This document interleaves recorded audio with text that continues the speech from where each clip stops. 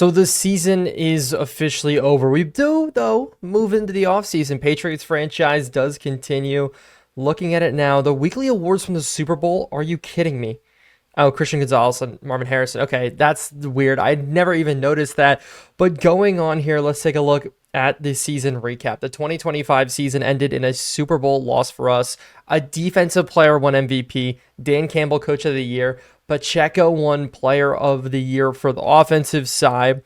Quinshon Judkins and James Pierce getting the Rookie of the Years as Deshaun Elliott, with 2 interceptions and 2 pass deflections, did take home Super Bowl MVP. But it's time now to move on to the true offseason. Our contract did get extended. We're doing something right. We got the Patriots back to the Super Bowl, and looking at our staff moves across the board, a lot of head coaches actually getting fired, including Nick Sirianni. Love that. I absolutely love that. Sorry, that's just me. But a lot of different staff guys are gone. Nathaniel Hackett fired. Robert Saleh. Vic Fangio. Oh my goodness, across the board, so many different coaches fired. And I think going into this year, we are going to be moving on from Mike Vrabel. He did some good work for us. Our defense was pretty solid. Lincoln Riley's going to stay as the offensive coordinator, but we are going to go ahead and fire him. And because of that, there are a lot of defensive coordinators here, and we need to figure out somebody to fill that role. Bill Belichick, that would be hilarious. If you do know Bill Belichick, defensive coordinator for the Giants during their good years. So you know what? That could be something that would be hilarious to bring back him. He is probably the best candidate available. Ron Rivera, no, stay away. And I think we're going to do this. I think we're going to bring back Bill Belichick. We're going to go ahead and hire him as our defensive coordinator, bring him back to the Patriots in our own unique way. Lincoln Riley's still going to remain, though, as OC. But now to the retirements. There are going to be a lot of players no longer in the league that you may know and love. Kirk Cousins, Tyler Lockett, Brandon Sheriff, Jordan Poyer across the board, Travis Kelce also included in that, Mike Evans and Keenan Allen. Wow, a lot of legends are going to be gone from Patriots franchise moving forward. But the mock draft, the first one you guys have actually seen, is going to be up for us to be able to look at here. And it is a realistic draft. Once again, Dylan Raiola out of Nebraska sitting as the #1 quarterback in the draft. Arch Manning, though, also sitting there. Arch Manning, obviously the nephew of Peyton and Eli, son of Cooper. So it's going to be interesting to see how he does, but it has us taking Jalen Hale, a wide receiver. Not what I'm interested in, to be honest with you, but the mock drafts are saying that. If you want to see the other mock drafts available, they did have us taking, as we go down, David Stone, a defensive tackle. Still maybe not a position that I am looking back. I think I am going to go heavy into corners, but we will continue to see. We will continue to see how it all does shake up, as we do have 16 contracts that are sitting available. Christian Gonzalez, what an incredible run in the playoffs. He's only going to get better. We are going to go ahead and accept his option. Hunter Henry, I'm not that interested in. Marcus Jones is somebody I do want to extend an offer to. Kyle Juszczyk, I know you guys got mad at me, said we should have done more with him, but it wasn't my biggest concern. We have $25 million in cap to play with. Max Melton is definitely somebody I want to bring back. This is the last offer we did give to him. We're going to give him a 2-year deal just for a little bit to sit on our depth chart, see if we can continue to maybe develop him a little bit, just in case, too, if we don't get Marcus Jones to come back. Could be bad. Matthew Judon, I love you, man. You've been great for us. You're only getting worse. Bobby Brown, Marquez Cox. Across the board, not a lot of players. Justin Ross, do we give him an offer one more time as a backup? He's done great for us just sitting on our bench. I'll be completely honest. If you're going to bring him back on another 2-year deal, just have him sit around. And then this is the last offer that we did submit to Marcus Jones. It's not a lot, but we're going to throw a little bit more money at him just for a $2 million cap hit at Star Dev. Yes, he is age 27, but he is going to be re-signed. So there we go. A lot of the guys that we're interested in, Noah Agunjobi, we're not going to bring him back. Jawan Bentley, neither with him. And I think Bobby Brown, wow, Bobby Brown wants a massive offer. No, will not happen unless we can bring him in on a team-friendly offer. That's not worth it at all with $18 million to spare. Our roster will need to make some moves, obviously, but that's not an offer I'm willing to make, neither with Hunter Henry there. But going into free agency, this is the team that we are dealing with. Yes, we lost Hunter Henry, but we have Juwan Johnson and Jake Bringschool, I think 2 of our better tight ends. And then offensive line, we didn't lose anybody. Across the board, we did a good job preparing our roster to move forward with Blake Corum, Donovan Edwards, Frank Gore Jr., all of them still there. Bo Nix, Jackson Dart, a lot of rookie deals across the board while we spent money where we have needed to spend money. Do we need to go offensive lineman? A lot of you guys are thinking yes. Mekhi Becton is definitely going to be on the trade block for us. But then looking at the defensive side, Justin Matabuke, Brian Burns, Barrymore, Yatir Gross-Matos, all of those guys still there. Yatir Gross-Matos, I really, really want him to get a starting role going into the next year. Linebacker, though, is where we are having a lot of issues here. If we do go over to just our depth chart in general, sit at our right outside linebacker, Brian Burns is the only one there. Looking at our middle linebacker, Jerome Baker, JT Bernard, and a Trey Thomas. Two guys on our practice squad have been bumped up and elevated. And then Abdul Carter is the only one at left outside backer. So you can see right away, that is a massive issue for us. Corner still is a massive issue as well. Kobe Bryant, if he can continue to develop, that would be insane. Did struggle with injury, so it's something we need to continue to monitor. But Max Melton, Eli Risk, really happy that they are there because they could be a CB3 and a CB4, CB5 for us combination, depending on how injuries do come into play. And then looking at the safeties, Jabril Peppers will probably take a step back because of his age. And strong safety, CJ Gardner-Johnson at an 84. So I'm still happy with how our team looks, especially on both sides of the ball. We brought back a lot of starters. So maybe is it one more splash? Is it one more plug-and-play guy? Maybe it's an upgrade at quarterback is what we need. And looking at the quarterbacks here, because the combine did just happen, taking a look at the 40-yard dash numbers first going across the board. PJ Lagway actually coming out of Florida, Nick Evers, Josh Richards. There are some decent guys, even Alex Orji here from Michigan, somebody who's very interesting, kind of like an Anthony Richardson type build, a bigger quarterback for us.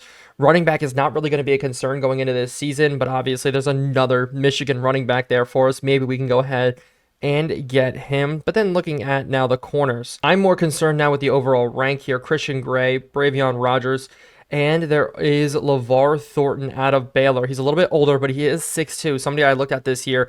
But it's 6'2" at 175. Interesting build. Definitely interesting. But with his 40-yard dash being a little bit slower than what I thought, that does raise some concerns. I think right now looking at it, Jacoby Johnson may be the #1 corner on my board because of the speed with the vertical and the broad jump as well. Super athletic. Not as strong, though. The strongest ones actually goes to Carmani Cobbs all the way down here, 6 foot 180, but still threw up 19 reps on the bench press. Pretty impressive. But later in the rounds too, Salmon Briggs, 21 years old, 6'3", 170. So still the weight concerns if we do bring him in because he's probably not going to be that strong, but he did throw up 16 reps on the bench press. So he could be definitely a complete corner, a complete athlete for us all the way down here. Obviously, the strengths and weaknesses aren't quite all there yet. This is a very weak linebacker class. Looking at the right outside backer, top ranked players at 70. Middle linebackers where we're going to get more of the strength in terms of overall rank. Looking at Justin Williams and Sammy Brown. Both these guys are very good. I feel like there's some jokes we could make about his name. But out of Notre Dame, I really, really like Kingston's ability to be an athlete. If I remember correctly, he had a really, really nice 40-yard dash. Oh, no, he had a horrible 40-yard dash. 4.79. Coming into this, I thought he was going to have one of the better 40-yard dashes. I liked him just because of his body build, sitting at 6'2", 230. A little bit heavier than the other linebackers, but that speed, though, actually caused for concern there. 28th and ranked for the linebackers. If we want more users, if we want more Jerome Bakers, Abdul Carters, we're going to need to get a little bit more speed in the middle, but I don't want to go 2 linebackers in back-to-back drafts in the first round. But looking at the free agents here with only $18 million to spend, my first thought is, do we need to clear our cap? Do we need to trade somebody now? Because it already says we have 5 active negotiations. What is this? Who does it say that we targeted? No, we do have a glitch. Oh, this one does suck. And so I did have to go through and fix it. You guys did see. So now we do have 10. And this free agency class is stacked. Debo Samuel, Kyle Juszczyk, Brandon Stevens, George Kittle, TJ Edwards at linebacker. Could be an interesting attack for us. Is 30 years old, though. Joey Bosa's also here. Really dropped down, really regressed here as he has hit 31. Jalen Thompson, but a ton of 80 overall players across the board at receiver. Really nobody I'm truly interested in. Debo Samuel will be so much fun to use. He's a big playmaker. But we all know that's not going to be the case. Tight ends, George Kittle will be somebody we'd bring in, but he would kill our cap going into this season. So he's somebody we cannot make a move for. Offensive lineman, if there is somebody better than Mekhi Becton, maybe we could go after it. But before we do make any moves, I think this is where I am going to go ahead and move on from Mekhi Becton. save you guys a little bit. As Jordan Davis, 26-year-old, 82 overall, but he is a superstar X Factor. Oh, that is tempting. How much money is he going to cost? Oh, too much money. Okay, never mind. We're going to move on. See what we can get for Mekhi Becton. And so we're going to actually be doing something a little bit different. Instead of trading for more value at the tackle spot, we're going to downgrade a little bit. And the only reason I am saying this is because taking a look, the trade value is very, very high for Famo. And he is a 74 overall and has 3 years left on his deal and took a massive increase in year number 1 to overall. So we're going to take him, and my hope is that he can develop as a player. And Mekhi Becton, the 14, 15 million we owe him in the final year of his contract, even more than that, can help us make some more expenditures going into free agency. He's a star dev, which is huge, but we're also going to have to let go of O'Shea Baker as well as Trey Thomas, 2 guys who we do just have as practice squad players. But this will help fill out our team going into the draft and going into free agency. So we're going to go ahead and make this trade. And going back to this here, we're going back to the 3-4 because of Bill Belichick. And looking at it across the board, we have Yatir Gross-Matos, Justin Matabuke, and Chris Barrymore in the middle, and Brian Burns on the one side, and Abdul Carter, who will get more rushing opportunities this year. So the stress goes back to that middle linebacker position where we need to bring in somebody with speed that can make plays for us. But I am going to look at the left and right outside linebacker spots. Like Matt Milano could be a great plug-and-play guy just to stick in the middle to run around with. David Ojabo could also be interesting. If you do remember, his draft stock in the beginning of his career tanked because of an Achilles injury. That could be somebody we could definitely look at, and Nick Bonito. So some speed at the linebacker position is something we do need, but we do have to go ahead and bring in another corner. I want to upgrade the corner position, but I'm really not interested in any of the guys here. That is a problem. At safety, we do have Louis Cine, Jabril Peppers, as well as Javon Bullard and Jabril Peppers. But looking at it here, Jamal Adams could be somebody that could be really, really interesting. If we could plug him into that middle linebacker spot instead, I want to see and look at his stats. Does he have the strength to play in the middle? 78 with solid awareness. Could be a good user for us in the middle, a good coverage guy, come up, really take that sub linebacker role to the next level. But then Jaquan Brisker, who would cost a lot less money. What is his strength at? Because he can come in and play 68. Could we develop him? Could we use him? Or could we move Jabril Peppers into that linebacker spot as well and save us some money when looking at some of these other linebackers? And maybe bring in a guy like, oh my goodness, this could be our problem solver right here. Isaiah Simmons, pure speed, good strength, could play in the middle.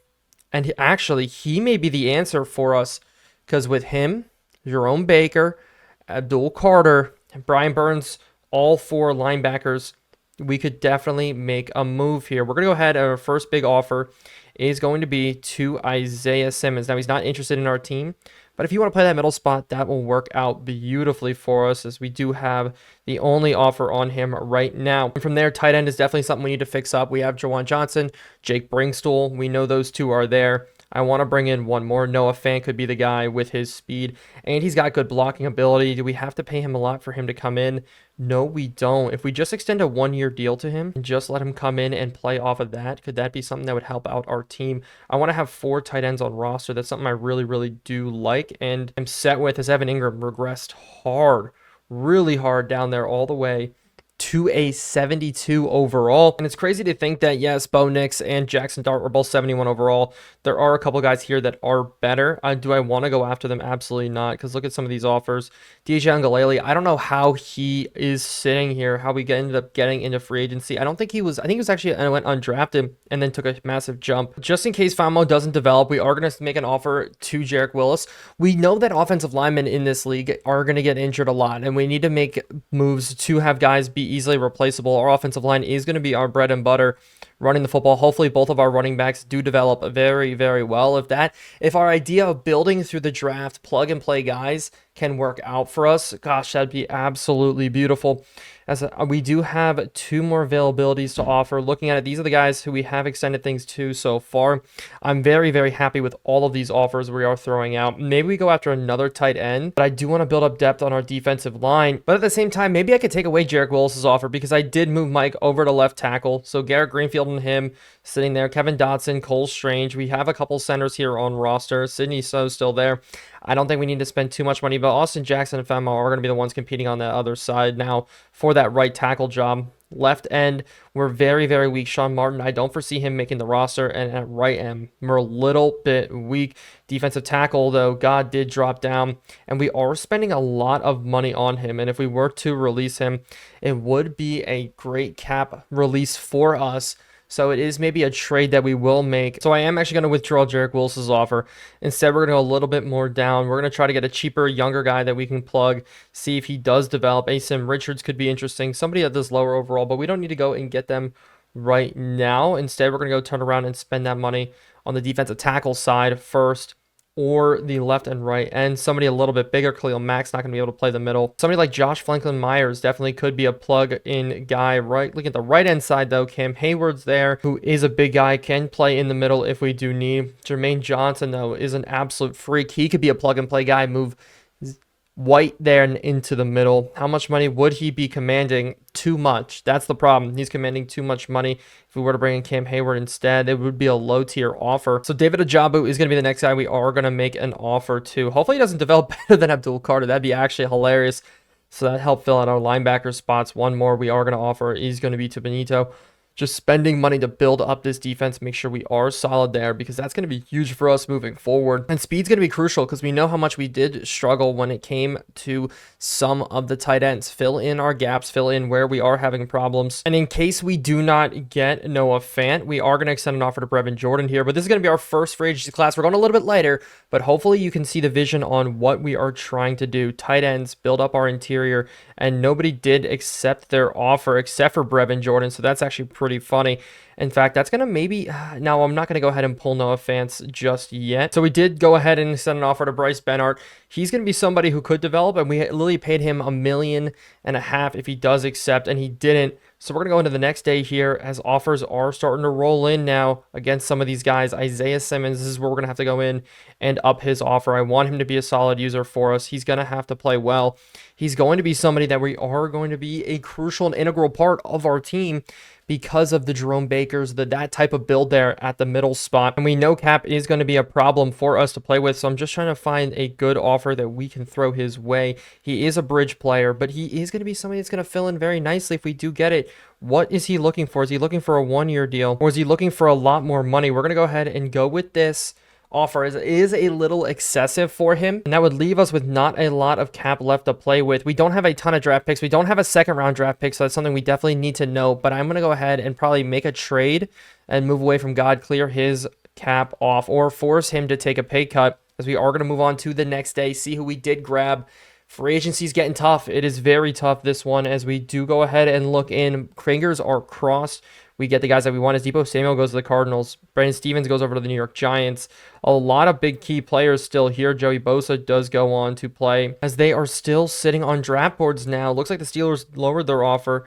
Noah Fant still hasn't taken his offer, and across the board, we're still sitting with 4, but we did get David Ojabo, I mean. But hey, that is a little win. I will take a little win at this point, and we have to move a ton of money if we want this deal to work. Looking at it right now, God is sitting at a 0 trade value. No team wants him, so we have to attach a 7th round draft pick just to get rid of him. We're going to send him over to the Philadelphia Eagles and get Lou Nichols in return, a halfback who I'm not sure will even make our roster, but that's the only team that will take anything from us, so we are going to go ahead and submit this trade. Look at the trade value, 1 to 2.3. That's about all we are getting in this. So I don't think we're in the realm of making any crazy trades yet. We will see about draft day, though, because that could definitely get interesting if we want to move up and get a pick. But our guys are still targeted here across the board. At this point, I'm going to remove Noah Fant. We are going to be paying him a lot of money to come in and play tight end. The fact we have Brevin Jordan, he could be a good tight end 3 for us.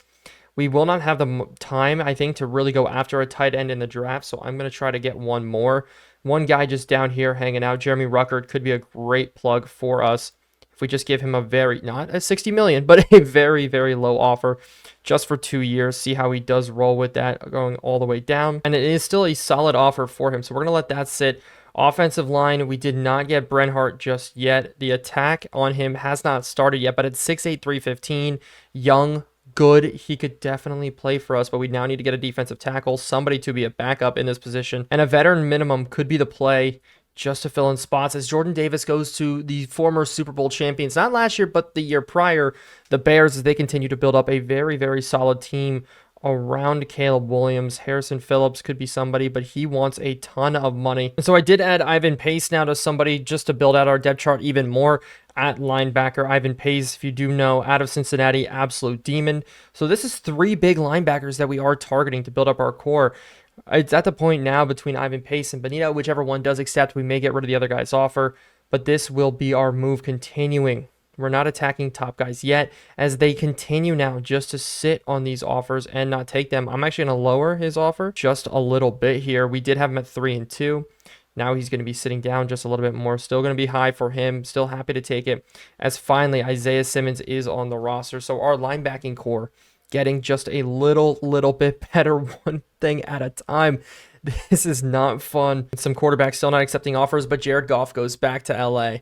That is hilarious. Jared Goff returning home. Kenny Pickett heading over to the Indianapolis Colts, going to compete with Anthony Richardson, who put up one of the worst seasons I have ever seen. Jordan Travis also hitting free agency as well. No guys that are really bringing me any looks here that I'm excited about. Trey Lance could be funny to compete for backup jobs, but we do have a 2-quarterback system already in place between them. I'm very excited about that. Wan'Dale Robinson, though, somebody else I could really look at receiver, but we have a solid 4 right now with Kadarius Toney, Demario Douglas, Darius Slayton, and Harrison. Really don't want to make any major moves there. But after the next day did commence, we did get some linebackers. In fact, we got all of them all at once. So our linebacking core just not only got replenished, but we got stacked across the board. Bentley, Nakobe Dean playing at a 73, Bentley playing at a 78. No more. We have guys across the board who can all make plays, all have speed to them, all can be difference makers, as well as Bryce Benhart. So now our team defensively, I think, takes a massive step in the right direction. Still very defensive focused. We do need to go ahead and get a defensive tackle. We did extend to Bobby Brown another offer, another deal. I think trying to get him on board. We will have to, though, again, go ahead and then spend just a little bit of money to try to continue to build up our defensive line, offer some minimum contracts to some guys here going across the board. And so we don't have a lot of money left, and actually $550,000. That's it, and I don't think that's enough to sign any players. But we did go ahead and get Isaiah Simmons, Ivan Pace, Nick Benito, David Ojabo, Bryce Benhart, Bobby Brown, Brevin Jordan, Dane Belton to play like a safety role for us just in case, and he can come down and play in the slot as well. Jeremy Ruckert, Danny Strigow at right end just because of his size, just to fill a position, and Chris Wormley as well. So we rebuilt our defense across the board after our offense was basically complete, and that our offense a lot comes down to just having the ability to make plays in space. Our defense is going to have that ability to make those plays when needed. Covered tight ends now, I feel more confident than ever. The 3-4 is back with Bill Belichick at D coordinator, but that is going to confirm our free agency. We spent a ton of money. We put ourselves in a very rough cap situation now. Trades are going to be needed to be made if we want to sign bigger players, but at the moment, I feel very confident where we are. Looking at focus players now, we are going to look around. Now that we've been able to go ahead and make major moves to fill in a lot of our team across the board, especially at the linebacker position, we can make moves. We can attack big name players, that including the wide receiver position, the quarterback position, as well as the corner position. I'm not going to attack quarterback, I don't think, but looking at across the board, Jacoby Johnson, somebody I definitely want to get to know more about. Thornton is also somebody I am interested in. I really want to put a focus on corners here. Bigger corners. Earl Little, is that a Cooper DeJean? Okay, we got to go ahead and take a look at him at his size, 6'1", 170. Actually, there was one guy, yeah, Samel Briggs. I want to see where he stacks up. So those are going to be our 3 confirmed focus players. Linebackers now, an issue we do not need to solve. I feel a lot better on it now. We're going to go ahead to this free agency recap.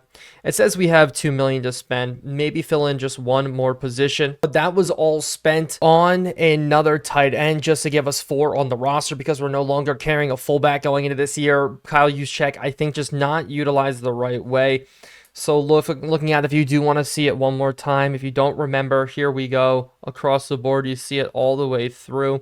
Let me run from the top. Isaiah Simmons, linebackers across the board. Brevin Jordan, Dane Belton, Wormley, a lot of defensive guys. We didn't attack offense that much, and that's part of the reason we drafted heavy offensively, build up the defense in free agency. Kind of a different approach. Now for our private workouts, we do not have a lot to select. But Jacoby Johnson, you can see now, bust material there, 3rd or 4th round talent, day 3 talent for him. And across the board, that's not what we wanted to see. That's definitely not what we wanted to see. I know those guys were more zone looks. I wanted to bring on a corner that could be decent in zone, but still play man-to-man when needed. So a little bit disappointed as he's also a day 3 talent. So we busted on those 3 corners. Now we need to go and see some more. I want to take a look then at Xavier Brown. AJ Harris could be decent. I'm actually going to stay away from him though, just because that man coverage ranking. Jalen Braxton was somebody that did pop up on my boards.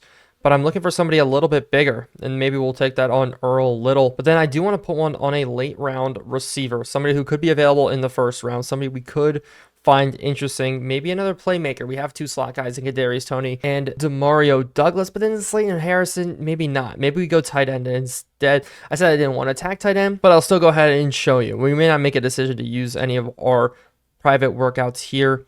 Maybe you want to see me put one on Arch Manning, as he could fall in the draft, but I'm not going to go ahead and do that. But I did just go ahead and throw it on another corner after looking around. Corner is a big position for us. We have some guys with Eli Ricks, Max Melton that are the 70 overall range. Kobe Bryant needs to develop. Marcus Jones getting a little bit older. Can we trust him long term? No, obviously we can't. I mean, he still played well for us. And according to the latest mock drafts, let's see who it does have us taking. Looking all the way down, Arch Manning going to the Vikings. That would be very, very interesting to see. But looking down here, it does have us taking Jalen Hale again, wide receiver out of Bama. Skills here pretty fast across the board. 4'3", 914th ranked wide receiver. Good acceleration, good jumping, great speed. Broad jump's the only thing you need to worry about there. The awareness is what gets me. If anybody's below like a C, there's a good chance he's not the guy that you're looking for to fill in those spots, especially be a high dev type of guy. And if you remember last year, we did have a lot of draft picks going across the board. Donovan Edwards, Jackson Dart, Denzel Burke, Jake Brinkstool. Denzel Burke didn't even get on the roster for too long because of Kobe Bryant, how well he played. Sean Martin still is.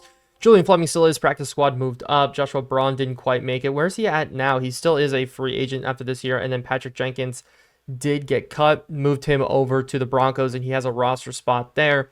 We had a lot of picks. Unfortunately, this year, we do not. And so that is a very big deal, something we need to consider going to this year. I'd love to get some more picks, love to get some more opportunities. So it's something we are going to consider trading back in this draft this year. But we are already sitting at pick number 31. And looking at it across the board, there are a ton of guys for us to consider. But this is our roster going into the draft right now. Our full depth chart on offense. There is nothing to complain about. Bo Nix, hopefully he gets a dev upgrade or something after his phenomenal year, finishing 3rd in MVP voting. Like his overall jump is almost confirmed, but Jackson Dart could also get one as well. Looking then at the defense here, we didn't spend money to get a right end like I kind of did want, but this is probably what it's going to end up looking like. We may move Brian Burns down to left end, move Matabuke over to that right side, but it's going to have this type of look to it. Pace and Simmons are going to be a little bit interchangeable, as well as if we do have David Ajabo there. This is a pretty solid defense across the board. We're up to an 85 overall, similar to what we were last year, but I think our guys are going to be much better at the plug and play scenario. But our gaps at linebacker, with them being closed, it's going to be then maybe that corner spot we do take a pick, maybe move on from Marcus Jones, maybe have a guy come in there. On the defense, maybe we do go right end. Maybe we do make a reach, try to build up that defensive line a little bit more. Offensively, I think we are good. Sidney Snow's going to be over here at right guard starting. Don't worry about that. Wide receiver, we're solid. Demario Douglas could take a massive jump up with back-to-back really, really solid seasons. Tight end. The more I'm thinking about it, the more that may be a move. But it's time now to get into this NFL draft. And with the Eagles first on the clock, I don't foresee them taking any quarterbacks here. Instead, they go the left end out of Missouri. So that does bring up the Jets then right away. We're going to go ahead and pause this draft. And don't mind it, I did have to switch over to Andy Reid just to let the draft play out the right way. There was a glitch in Modded Madden where sometimes that does happen. The Jets, who is a enemy of ours, they're a division rival. They go KJ Bolden out of Georgia. That could be a bust potential there because Bolden, not a top 5 ranked recruit, but they needed to reach into that secondary because they were struggling there with some problems. But a running back off the board with the 3rd overall pick. That is actually insane. This draft already shaping up to be a little bit interesting. No quarterbacks off the board yet. Could it be with Tennessee? And it is. Dylan Raiola out of Nebraska, playing over there with Matt Rule, does become the first quarterback off the board. Now with the Colts pick, they don't go quarterback because they did get Kenny Pickett and Anthony Richardson. Instead, they go to build up that defense. But another running back off the board again early with the 8th pick. Jeremiah Love out of Notre Dame, as DJ Lagway does become the quarterback for the Raiders. And if you are interested, we're going to look at all the teams real quick after this, just kind of see where they all are sitting. You get to see some of their top players go about, as the Vikings do take Arch Manning. So that's 3 quarterbacks off the board within the first 10 picks, leaving the Giants up to pick Jeremiah Smith out of Ohio State. They go receiver again, continue to build up that receiving core, as it is time to kind of move forward till our pick. The Rams actually go tight end early here. Tight end out of Georgia was somebody that I was considering, Bryant Wesco, so that's the 2nd receiver off the board. But Sammy Brown, one of the top linebackers in this draft out of Clemson, finally off the board here. And so we are itching closer to our pick here. Moving forward, not a lot of big names left from the superstar type of position, the guys you may know in a realistic draft class here. Maybe you do know them. So that's why I am going through, letting you guys do see who is taken, as Brandon Innes out of Ohio State is the next Ohio State receiver taken, bringing us very, very closely now to our pick, as Braven Rogers off the board at corner.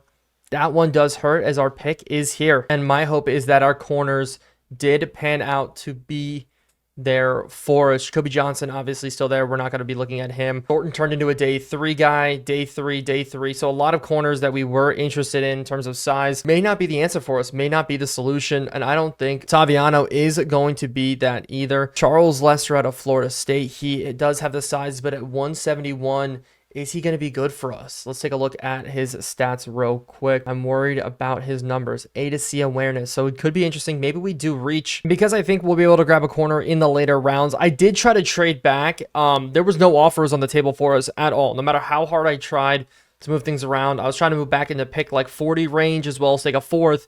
It became very difficult to make that trade. No team really was looking at it.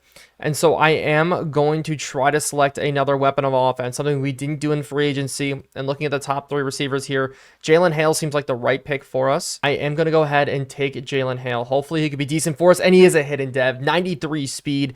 Interesting pick. Was not expecting a receiver. Really let down by this corner class. And so that does change how we are going to approach the rest of the draft here, because we're not picking now until the 3rd round. Now, do we trade back up? That is the question. There are a couple guys I am interested in. I am going to be probably look to trade up. This is the trade we are going to make. I want to move back into the 2nd round. We're taking our 3rd round pick this year, plus next year, the one we got in the Brian Burns trade, plus Justin Ross, because we did draft Hale. Ross, kind of a lost cause for me. We did give him a little bit of money to come back. But we are going to be making this trade to move back in. And there is one player I am sitting on, and it's going to be a little bit interesting if he is still there. I'll let you guys know once we do get there, because there was somebody I was scouting. Thought could be a good pick, but we're kind of full at that position. But I really think with his stats, he could play all over for us as corners start flying off the board. More corners start flying off the board, as Tackett Curtis out of Wisconsin is picked as our next pick is coming. But no, he was taken by the Bears. Sabor Kareem out of Illinois. He was kind of a guy on my draft boards I knocked. I said, hey, he could be really good for us. Only problem is that he was a 3rd to 4th round type of guy. Was waiting for him to fall into our lap because of Jabril Peppers, C.J. Gardner-Johnson. Yes, those are great players for us. He could have been a replacement. Right there, he had great speed. We'll check out him later because he was one of the guys I was stuck on. So another year and our draft plans getting thwarted. This sucks.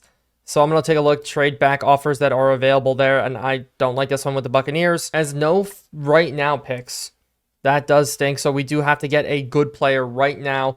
It's going to have to be a corner. We're going to have to make a selection there. We did get a receiver who is a hidden dev. Jacoby Johnson is still here now that we are maybe a little bit later, 3rd and 4th round talent. He is somebody that could develop with his size. And because of the way the draft's been looking with these guys all not having love, I think I am going to reach, well, it could be a reach on Charles Lester. Could also be AJ Harris, but I think Charles Lester is a better hit product at 6'1", 71. He is man-to-man.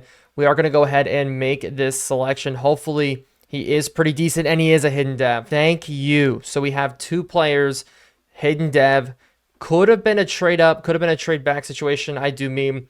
But Charles Lester could be a guy who could fill in, be the next Kobe Bryant for us. That's why that is beautiful. but we don't pick again for a while, all the way until the 5th round. Now we just have a 5th and a 6th round pick, and we are going to have to get those guys to hit. But I think at quarterback, we're good. Running back across the board. This is an interesting draft for us. We've made a lot of moves to build up this team. I thought we were going to win the Super Bowl last year. We got to move forward. We have to move on. And to fill in some spots for our team, I think in the 5th round, we are going to go with Tyson Ford, but we did get Chris Wormley to fill in some spots there as well. Somebody else I am looking at later on in the draft is Hiro Kanu, and only because of his block shedding. If you look at his block shedding A to C, if he is a hit there, that could be good for us. He's not the fastest guy in the world, but a D tackle could help us just fill in behind Bobby Brown and Barrymore if we really want to run our team in that 3-4 look. We're going to go ahead and take the selection here. He is 90 strength, so that is nice.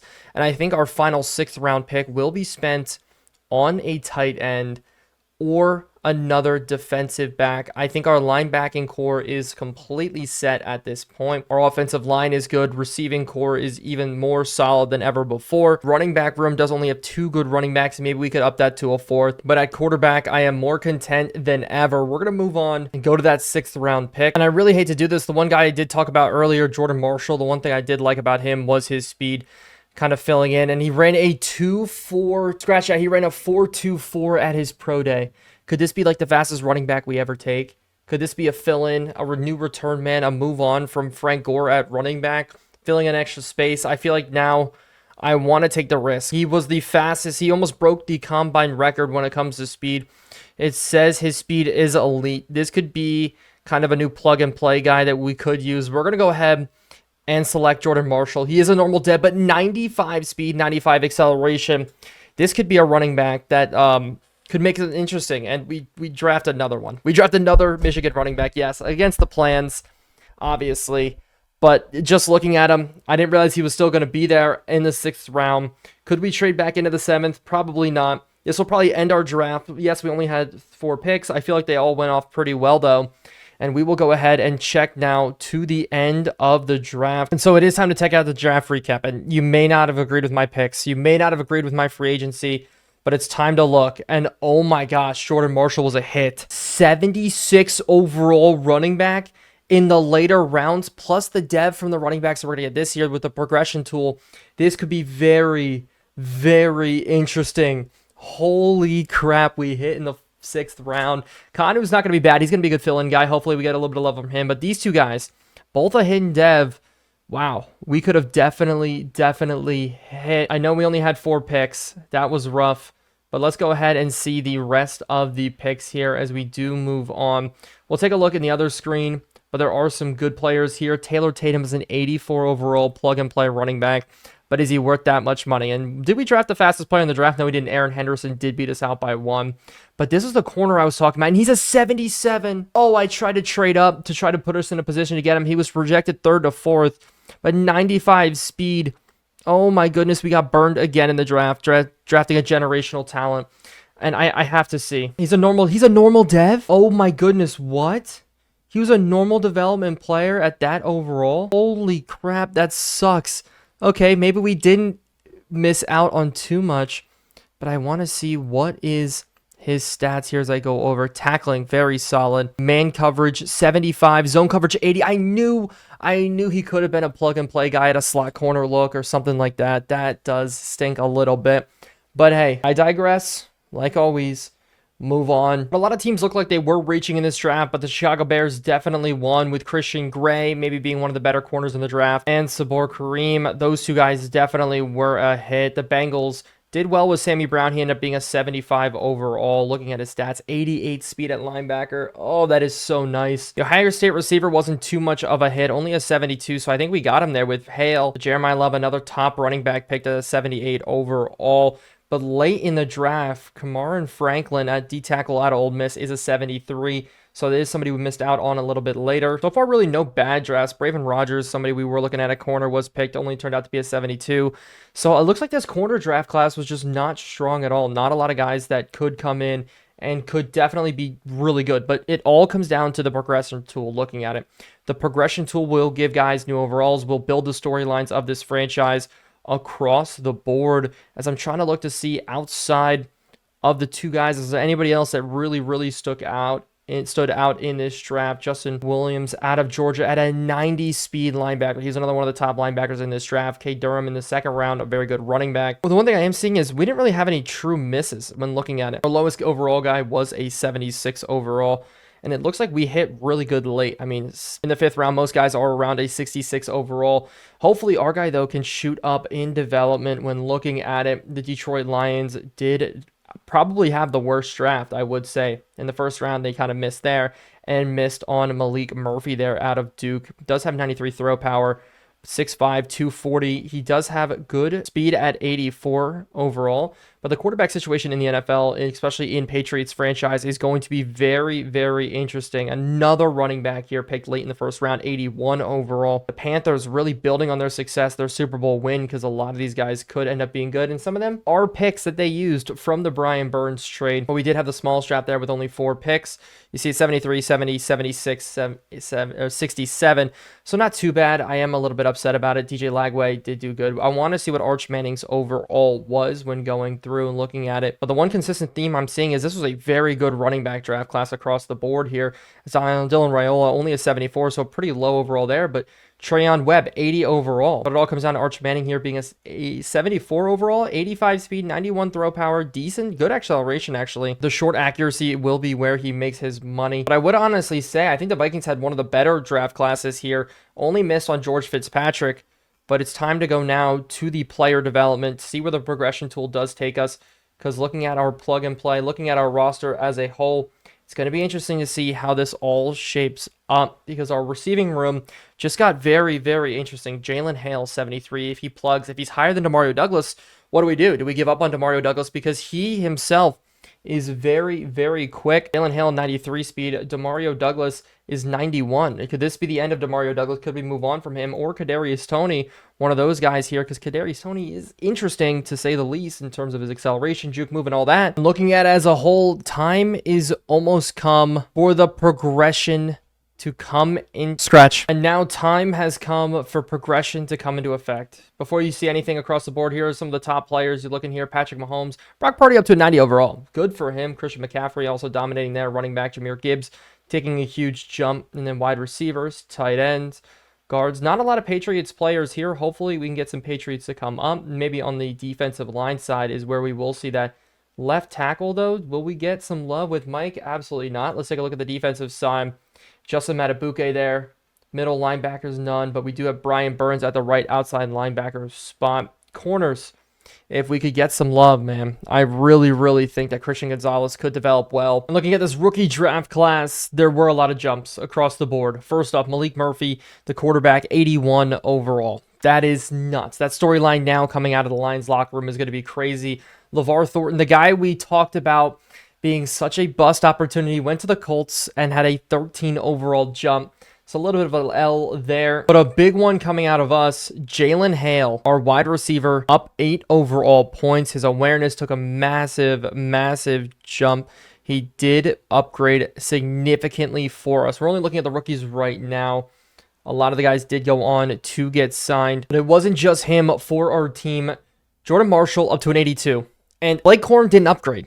Okay, Blake Corum somehow didn't upgrade. Maybe the step back, whatever, affected him. But Donovan Edwards upgrade to an 82. So now we have 1, 2, 3 Michigan running backs sitting at an 82 overall. Charles Lester sitting at a 76, which is a huge jump for him. That is massive. That's exactly what we needed from him, because now that gives us 4 corners with starting ability. The question is now, did Christian Gonzalez? We'll go over and take a look at him, see how he jumped up.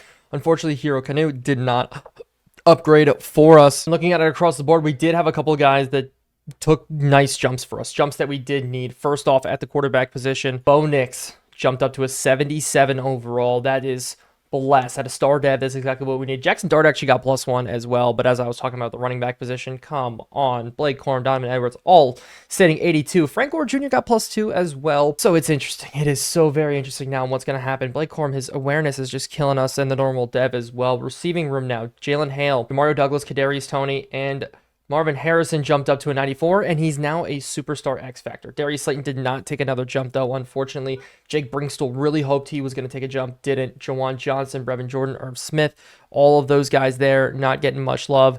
In the interior, though, we did get some love for Greenfield. He jumped up to a 74, but one of the big issues is at this right tackle position. We did not get any love, so we took a step back with Mekhi Becton, but it is at the right tackle position, not the left tackle position, so it's going to be interesting to see. Tiergros Matos needed him to get a jump, or Keon White wouldn't get it from either. D-tackle Barrymore still sitting at 83, and then looking on Justin Matabuke at a 91.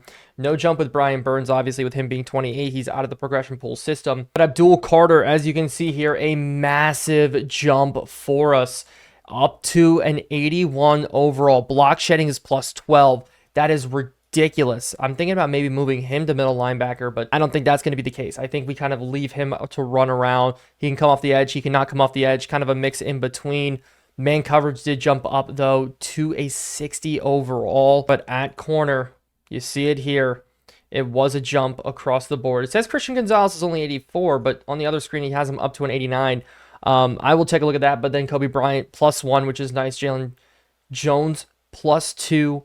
Lester, obviously. Max Melton, Eli Ricks didn't jump up, but I'm very happy with how this all shaped up for us. And then at the safety spots, we're probably not going to get a lot of love, and we just didn't. But I'm very happy with how this team all turned out. And one guy did sign as an undrafted free agent. I will go ahead and show you, is Xavier Watts. He's actually a 71 overall, so 1 point better than Cine. He came in this draft as an undrafted guy out of Notre Dame. I ended up picking him up right after the draft just to fill in some spots because I did want to add another safety in. And he did not take a jump until we brought him in up to a 71 overall. So that is an extra player added on to the roster. But as we move now into the preseason, it's going to be all about which starting running back we are going to use. Blake Corum, much older than the other two. Donovan Edwards and Jordan Marshall. So is it the fall of Blake Corum, or are we going to have to run a third down back, a starting back, and a power back? It's going to be interesting to see because Donovan Edwards' increase did go to break tackle, which is up to an 86. Like, that's an insane stat. Somehow Frank Gore's an 85, but all these guys listed as day one starters. And Jalen Hale here now is leaving Demario Douglas as the 5th wide receiver on our roster. Is it the end of Demario Douglas? Because look at these stats here that Jalen Hale's up to. 93 speed, 98 acceleration. At 6'1", he can play the slot. It gives us more mobility in our offense. As Demario Douglas sitting at 5'8" may not be the answer anymore. And looking at it now, it looks like some new quarterbacks have entered the pool. Jaden Daniels up to a 91 overall. Running back wise, Blake Watson for the Dallas Cowboys up to a 92. Jerome Ford's actually the highest overall running back in this league. That is wild to me. We're still not in the conversation yet. We're 1 point off with Marvin Harrison. Tight ends wise, Jatavion Sanders, though, for the Bengals, taking a massive jump there. A lot of offensive linemen making moves, though, there at the right tackle or right guard position, And one of the guys we were going after, Jaquan Brisker, did jump up to an 87, so it's a little bit of a miss there in free agency. But our team is going to be fun. It's going to be exciting. I think I'm going to run a 3 running back system just to let guys have some fun at first, and then maybe we can narrow that in as we go along here. But you look, we got some superstars on our team. We got some really, really good players, some expensive players. If you go over here, Barrymore actually are one of our biggest cap hits. But with Jabril Peppers taking a little bit of a dive thanks to his age, it does scare me just a little bit. But if you want to see all the top guys in each position group, I'm going to roll through them here. Running back now, following the cornerbacks here. And then look at that, Pacheco is injured. That is wild. It is so laggy because the amount of good running backs in this league is insane. Really, the rookie's taking a nice jump, but the regression rate is a lot earlier, reflecting real NFL. But Marvin Harrison now sitting at 94. X Factor, oh, that is so beautiful to see. Puka Nacua also to a superstar 90 overall for the Rams. Jameson Williams, another guy taking a massive jump up to a 93 overall. The tight end position in the NFL is struggling. Looking at this, not a lot of young guys up here besides Trey McBride, Javonte Sanders, Sam Laporta up at to a 94, but only a very limited number of 80 overalls. And after preseason did commence, we have some interesting things to look at. First and foremost, our quarterback situation. Yes, Bo Nix, 77 overall. Jackson Dart, 72, but we can win with a 71 overall quarterback. We did figure that out, and Bo Nix, 0 touchdowns, 2 interceptions. Yes, he was facing starting defenses, but Jackson Dart, man, holding it down, showing us that he can compete. Tommy DeVito got no love in this, but then looking at now the running backs, Jordan Marshall didn't get a lot of reps. A little upset about that. Donovan Edwards, though, carrying the way, but Blake Corum struggling. Now looking at receivers, Demario Douglas making a strong case on why he should still be in that receiving rotation. Brendan Rice, though, still getting some looks. Jalen Hale, Brevin Jordan. Overall, a lot of good looks, but Juwan Johnson stuck down there at the starting tight end position. A little bit interesting. And then on the defensive side, Kobe Bryant leading the way in tackles and for sacks. Bobby Brown getting 2, Brian Burns, Abdul Carter getting a half. Same with Louis Cine and Yatir Gross-Matos. Interceptions-wise, Christian Gonzalez continues his hot streak. Marcus Jones and Eli Ricks snagging one as well. But it is time to make some cuts. You see it right here. We got to get down to the 53-man roster. But Brian Burns, luckily this is week 4. He'll be ready to go by week number 1. Yatir Gross-Matos, though, did dislocate his ankle. The man just can't stay healthy. Starting at the quarterback position, Tommy DeVito, you got to move him down. It's as simple as that. You got to head back down to the practice squad one more time. Actually, the being in the league 3 years, being at age 28, we're actually going to go in and cut him. And then at the running back position, Lou Nichols, he's also going to be a guy who just had no shot to do anything. He will be cut. He will not be moved to the practice squad just yet. We are going to build up our practice squad this year. Receiving-wise, this is where it gets a little interesting. Julian Fleming did up a little bit, but I think we're going to run a 3-man or 6-man receiving core this year. Julian Fleming head back down to the practice squad. Same with Sean Boutte, former LSU wide receiver. I'm just not seeing enough from him, and I just don't see him really making a difference here, but he will head down to the practice squad. So at least 6 receivers on roster, and it's going to be interesting. A lot of battling for spots here is what we will see. The tight ends, now we do have 5 on roster. Jeremy Ruckert is going to be the odd man out. He's going to have to head down to the practice squad. We did bring him in free agency, but he's not a top priority. This is where I am a little bit struggling here. Austin Jackson, Fermo, and Ben Hart. I want to keep them all on roster right now. Everybody here at the right guard position. Center position, Patterson is going to be released. He's not going to be signed to the practice squad, but Javion Cohen is going back down to the practice squad for this year. I'm really mad Cole Strange didn't develop, but he is just doing enough to stay on our team right now. And so we are keeping an extra tackle, and that's, I think, going to be okay as we continue to make cuts. Yatir Gross-Matos is going to start the season on the IR. So Keon White and Chris Wormley are going to be there at the D tackle spot. Bobby Brown, Hirokanu is safe for now. Sean Martin, though, I hate to say it, we drafted him last year in the 6th round. A little bit of a miss there. We are going to end up cutting him at 63 overall. I don't see him making the practice squad. Brian Burns will be back, but unfortunately, do we want to keep him around? Malcolm Kone is a guy we did pick up. I'm going to go ahead and remove him. This will save us $1.4 million. At the middle linebacker spot, JT Bertrand, he's going to end up moving back down. I like his speed. But that is about it. Undrafted guy out of Notre Dame. And the roster is slowly getting trimmed. These two, Abdul Carter and David Obajabu, they're decent. But the corner is where we have to make our hardest positions and hardest changes. Jalen Jones, I think, is going to be the guy we do move on from. Only because he's more of a zone guy and Eli Ricks is more of a man-to-man guy. So we are going to cut Jalen Jones. And this leaves 6 different corners on roster. I want to run 5 corners on our roster. Marcus Jones, I'm not going to move on from him just yet. I think this is solid 67 or 76 from below those two right there. I just like the speed from Marcus Jones a little bit more, but Lester definitely will get some playing time, especially because of his size. While Marcus Jones is only sitting, I think, 5'8", Lester is sitting at 6'1". He's an outside guy. He can go man-to-man on the outside.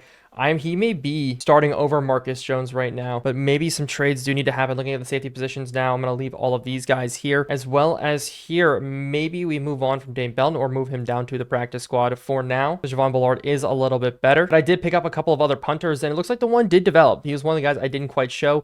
Palmer Williams, 85 overall punter. We have a new punter, kick power 99 out of Baylor. Bryce Baringer, sorry. You did good for us, but you are going to be cut. Ethan Evans, another guy, really good kick power, but that is about it. Ethan Evans, see you later. And then at the kicking position, Joey Sly will continue his job, but there is, as I want to check the other kickers because I do want to bring in a new kicker this year. Joey Sly was good because I think Dicker the kicker is going to be coming in replace of Joey Sly. I know he didn't get any reps in the preseason with us, but I think he's going to overall be better for us than Joey Sly, who is down to a 73 overall. As we continue to dwindle this roster down, some of the late cuts is going to be Eli Ricks. He has to go back down to the practice squad. I think that's going to be the right move for us going forward, moving him down at 24 years old.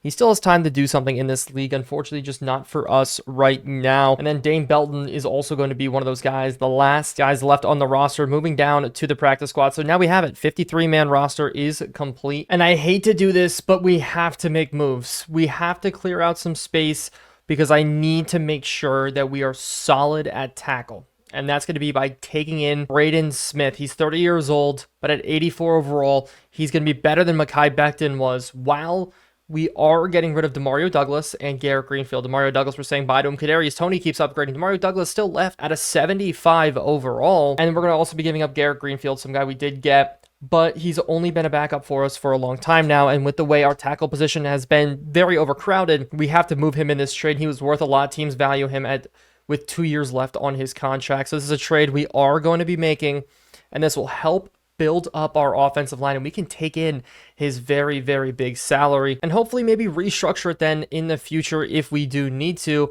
But this should solidify our offensive line moving forward. So with this now, it's all going to bring us to week number 1, the first game of the season. Hopefully we will be able to do something good. Our first game of the year, when looking at the schedule, is going to be up against the Miami Dolphins. Should be interesting, because we have a very, very tough start to the schedule ahead of us. And so week number 1 is here. We're jumping right into it, and we have to face the Miami Dolphins on Monday Night Football to open up the season. Probably one of the biggest games of the year to start the year. That's just simply how it's worked. Now, the Dolphins, let's take a look at some of the moves that they have made, starting with their depth chart overall. Cam Ward jumped up 1 overall point. That's about it. And Achane actually got put on the trade block to start this year. A little interesting there, which I don't quite understand that move, but Ramondre Stevenson, who's bounced around the league a lot, former New England Patriot, is now sitting on that roster. But Tyreek Hill's kind of taking a step back, while if you look at it, Jalen Waddle all the way up to a 95, so he's kind of taking that starting role there. But the one guy I am worried about is McCallan Castles, because he's up to an 87 overall. That is terrifying to me. This offense, kind of ridiculous here. Their offensive line, though, that's where you see the problems come out. They do have Mekhi Becton, which is just funny because he's a former New England Patriot, and if he played as bad for them as he did for us, we should be golden. But we are trying out a new defense today, so I'm excited to see how it all works. But their defense is where their highest overall points are. Christian Wilkins down to an 83 overall. Chris Jenkins in the middle as well. Not really too afraid of their defensive line across the board. I'm trying to figure out where did that 87 come in. Maybe with Javon Holland and Justin Reed back there. But it's not too much to be afraid about. Honestly, I think their defense isn't that great. I think we can take advantage of it today, starting the season. No injuries to report in training camp. But looking at our team, we only have one. Yatir Gross-Matos, who struggled injuries last year, starts the season the same exact way. Not too happy about it. But as spoken about throughout the offseason, we are running a 2-3, running back system. We're 87 overalls across the board. It's a great feeling to have. And we're looking at last season, the Dolphins were right around 6-10, or 7-10. Not the best record in the world, so I'm excited to see if we can start off this season the right way. We have a habit of losing the first game of the season, obviously not intended, but really looking at a lot of injuries already to start the season, going down through the list. We're not the only ones hit by the injury bug early, and some injuries have rolled over from last season. Justin Jefferson, Jordan Addison, and Jawan Jennings for the Vikings, all out with injuries. I just want to check that real quick. I feel like I have to check that because that is a crazy injury list there. And looking at it, Justin Jefferson out for 2, Jordan Addison's for 2, Jawan Jennings out for 2. Those first two games of the seasons for the Vikings. Very, very rough. But it's crazy to think there are some legends that aren't on rosters this season. Deshaun Watson regressed really bad. Matthew Stafford, Gardner Minshew going down through this list. Tommy DeVito is sitting down there, not on our practice squad. But also some running backs you may know, like Alvin Kamara and Tony Pollard, AJ Dillon as well. It looks like the running backs are kind of a change of guard right now. A lot of the old guys that we did know no longer having homes. Zonovan Knight is somebody who definitely should have a home, but Austin Eckler also down here. Clyde Edwards-Helaire. It's crazy to think that these guys do not have rosters to be on. The influx of new running backs has been crazy. And at receivers, Mike Williams, Michael Wilson, who's a former Arizona Cardinal, should be on a roster, just isn't. Isaiah Hodgins, another guy as well. Chase Claypool, former top 3 receiver in the league. To start this season, our goal is to win Super Bowl. Simple as that. Is it aggressive? Absolutely. We're going for Super Bowl or bust in season number 3, right? That's what you have to do.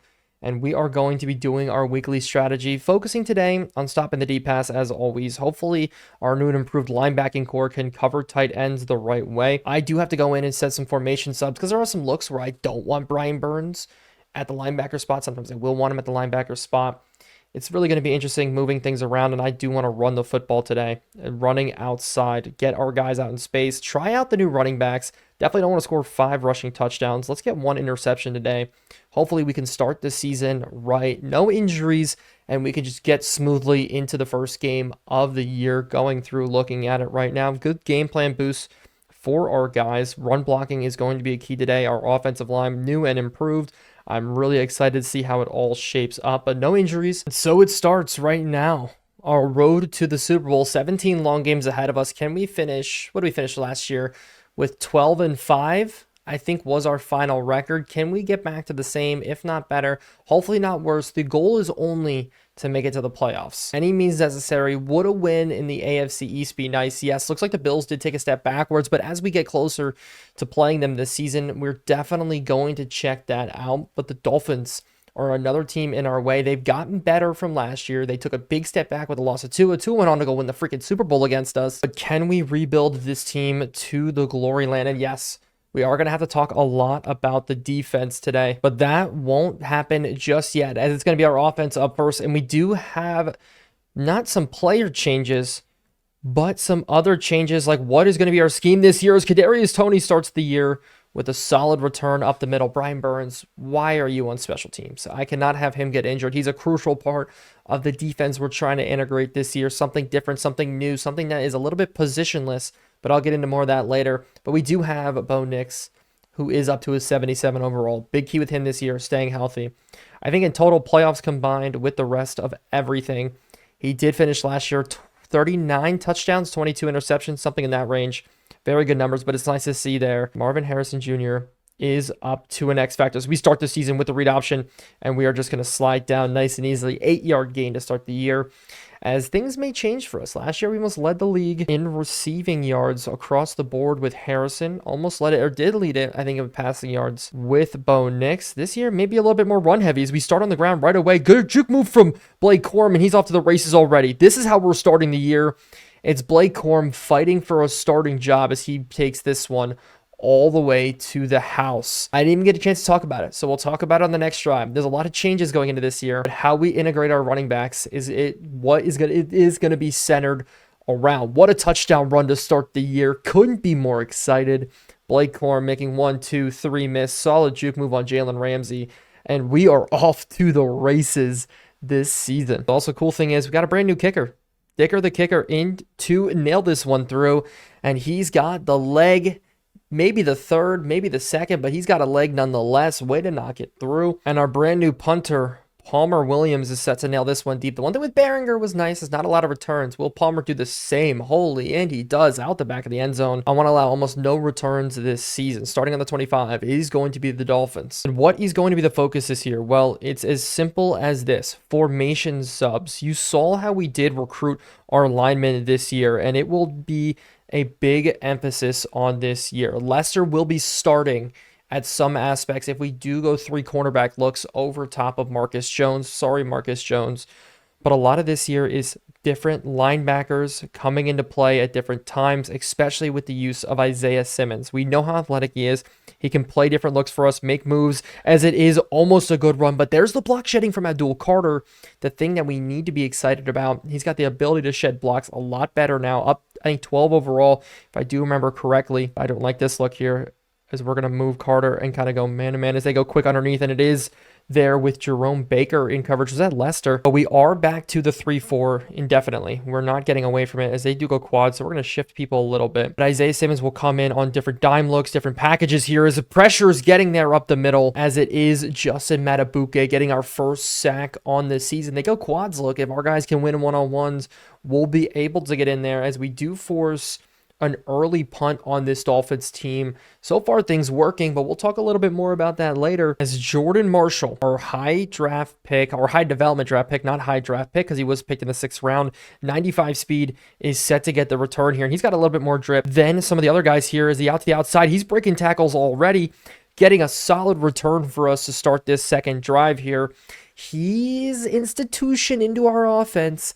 Will be maybe slow, maybe gradual. We're going to try to get him in, mix him in, let him have some fun as the Bills drop game number 1. Looking at the bottom of your screen, absolutely awesome. The playbook this season is a little different. We did change it around. That means a lot of 2 running back sets this year, using guys as lead blockers, as it's now Edwards trying to get a solid run. Not as exciting as Blake Corum's start to the year, but also a big mix-up. If you want to know the playbook we're using the Dolphins playbook, which is hilarious here as we go out to Marshall, and nobody decides to pick up the linebacker there. So Jordan Marshall's first touch doesn't go for much, and you see at our draft class, very, very small. But along with that, Marvin Harrison Jr. will be playing the slot a lot more for us across the board.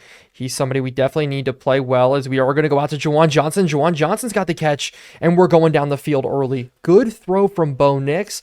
Bo Nix's main focus throughout this year, now I'm saying this now, it may not hold up. You know that game plans do change, but our main focus this year is using Bo Nix when we need to, not because we can, which is going to change around our offense a little bit. It's going to be built through short passes, the run, and from there, when we want to extend the field, we can. We've seen it. We have the ability to extend the field with the receivers we do have, but it's the Michigan trio that will lead the way for us, as good blocking up the middle, as we do get a solid push forward for only 3 on that one. Looks like that should have been a little bit more, but we are going to bring back in Jordan Marshall here. And the one thing I didn't realize, he looks very tall. Maybe I missed something there, but he does have the height, as we do try to cut this one up and get it for Wilkins, scraping off the block as Ryan Kelly goes down early. The first injury of the year comes with the center, and that's definitely not what we want here, as Hale also lined up on that outside. You see him. The one issue that we will have from our offense this year is it looks like our complete breakdown of the right side of the offensive line. Okay, the new guy we did bring in from the Indianapolis Colts, not holding up there apparently, as it's a complete breakdown, and as O'Shea Baker comes in for the sack, former New England Patriot. We released him, we let him go, comes in for the sack. Or actually, he was part of that Wilkins trade, or Mekhi Becton trade, I mean, but O'Shea Baker forcing us to punt the football away. Palmer, we need him to pin them deep. Our defense will come back out, and hopefully we can continue to make plays. This guy kept going up. Lester chasing down here, as it looks like Reek will actually not return this last second. But if you want to know what playbook we are using on the defensive side this season, it will be a false start for us, as we don't let up anything on the run, but it will be a free 5 from the Dolphins. For the Dolphins, but it's the Green Bay playbook. Why? Because they institute the 3-4 very, very well into their playbook, and we are strictly running 3-4 from here on out. And yes, that does allow times for Brian Burns to be stuck in places where he does have to go to zone coverage looks or drop, and we're going to try to limit those as much as possible. As Christian Gonzalez tries to get in for the sack, but out to the outside, it is completed to Castles.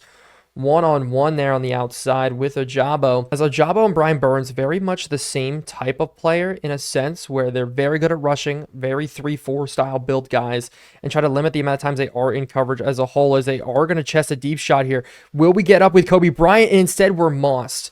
We had the opportunity to go up for it, but it is Ladd McConkey bringing it down. The former Georgia product is an injury now for the Dolphins to their offensive line, but that should have been our play. Kobe Bryant, somebody we need to pay attention to this season, because there is the opportunity for quarters to come in and to switch out, make different plays this season, long as they do go to the run, and we're filling it up very, very well. But Marcus Jones is sitting on the bench right now. I would be more than happy to institute him at any given point in this season. So Jabo is in at linebacker right now. We're going to be kind of using him a little bit because of his speed, but more running situations, as they do actually go play action though. And we're following across the middle, as this throw to the outside is not completed. And that's at Kobe Bryant again, that zone coverage, not doing what we need to do from him. I know he's more of a man-to-man guy, but it's still not good, as we're going to bring Christian Gonzalez off the edge, drop Carr to the middle of the field, and I'm looking for any quick passes here to go against us, as they are looking, but the pressure's there, and we get the sack. 2 sacks on the day, this time Bobby Brown getting in there. And so far defensively, this new look, this new feel seems to be working enough. We're getting way better pressure with the 3-4 than we were with the 4-3, bringing guys from different looks, playing very positionless football across the board. You see there, we have Christian Gonzalez now playing in the slot a lot more. He's going to be coming on blitzes, as well as the linebackers, mix and matching them, as Jones is coming off the edge here. As this field goal turned out to be very, very long now because of the sack, and it is squeaked through. So the Dolphins do put up 3. 7-3 is your score, as Kadarius Toney now is going to be the one returning this. So I'm excited about how things have looked so far. We are going to try to get a solid return, and Kadarius Toney's got it again up the middle. I'm excited. He returned the ball very, very well at the end of last season, with him kind of in that wide receiver 4 slot. That's where I see him making his biggest moves, but if he doesn't do very well, we do have Jordan Marshall able to come in and make plays. Now, pistol look here, play action. We're going to be rolling out. And I don't want to try to force it. We're going to try to just get some yards back, but Bo Nix absolutely taken out there by Zach Salier. Nice thing is it is only a loss of 1, so we are just going to go right back to the air right away. Blitz coming off the edge very, very quickly. Jalen Phillips tried to get out to the drag route. Should have been able to get to the receiver. So we're stuck in a 3rd and 11 already, as we are going to try this to Hale. Can Hale jump up? And no. It is swatted away by Jalen Ramsey one-on-one in coverage there. Should have maybe looked a little bit to Marvin Harrison Jr. Hasn't gotten as involved yet. Palmer Williams getting busy in his first ever career game for the New England Patriots. Not what we needed. Lester kind of taking that Eli Ricks role in the special teams there, as he does help and at least assist on that tackle, as the Dolphins have very good field position. But so far things feel good. You see Ojabo there rushing off that side as they do go run, as we're trying to fill up, and that is Brian Burns enough there to clean up. And Brian Burns played the run very well last year. One of the goals for our team is to really limit the run this year. You saw it at the end of the year. It was the run, the big explosive runs, as well as Achane breaking in the open field. Brian Burns doing not to stuff it, but last year was the tight ends and the explosive runs. Simple as that. And the Dolphins have built a roster to be able to do that. Achane very fast. Castles, very solid tight end. A 3rd and 6. The Dolphins do end up jumping here. So we're going to go to the nickel look, I think, and really try to bring some blitz and force this ball out quick. But in our new defensive look, we can run a lot of zone looks, as we are dropping with Justin Matabuke, and it is a miss pass to Lad McConkey. I love the way things are getting mixed up. The only one I don't want, the 2 players I don't want going into those looks, and we are getting used to this playbook, so it's something I got to get used to over time, but it's Justin Matabuke and Barrymore. Everybody else can drop into coverage. Everybody else is built to drop into coverage, as Marshall here on the return up the middle, breaking it out to the sideline, breaking a tackle. Can we get a juke on the punter? No, the punter makes the tackle, but Marshall getting exciting here in his first ever game. He's going to stay honest. He's going to get this carry here on the run, as we're going to break this to the outside. Jordan Marshall off to the races already. That juke move is elite.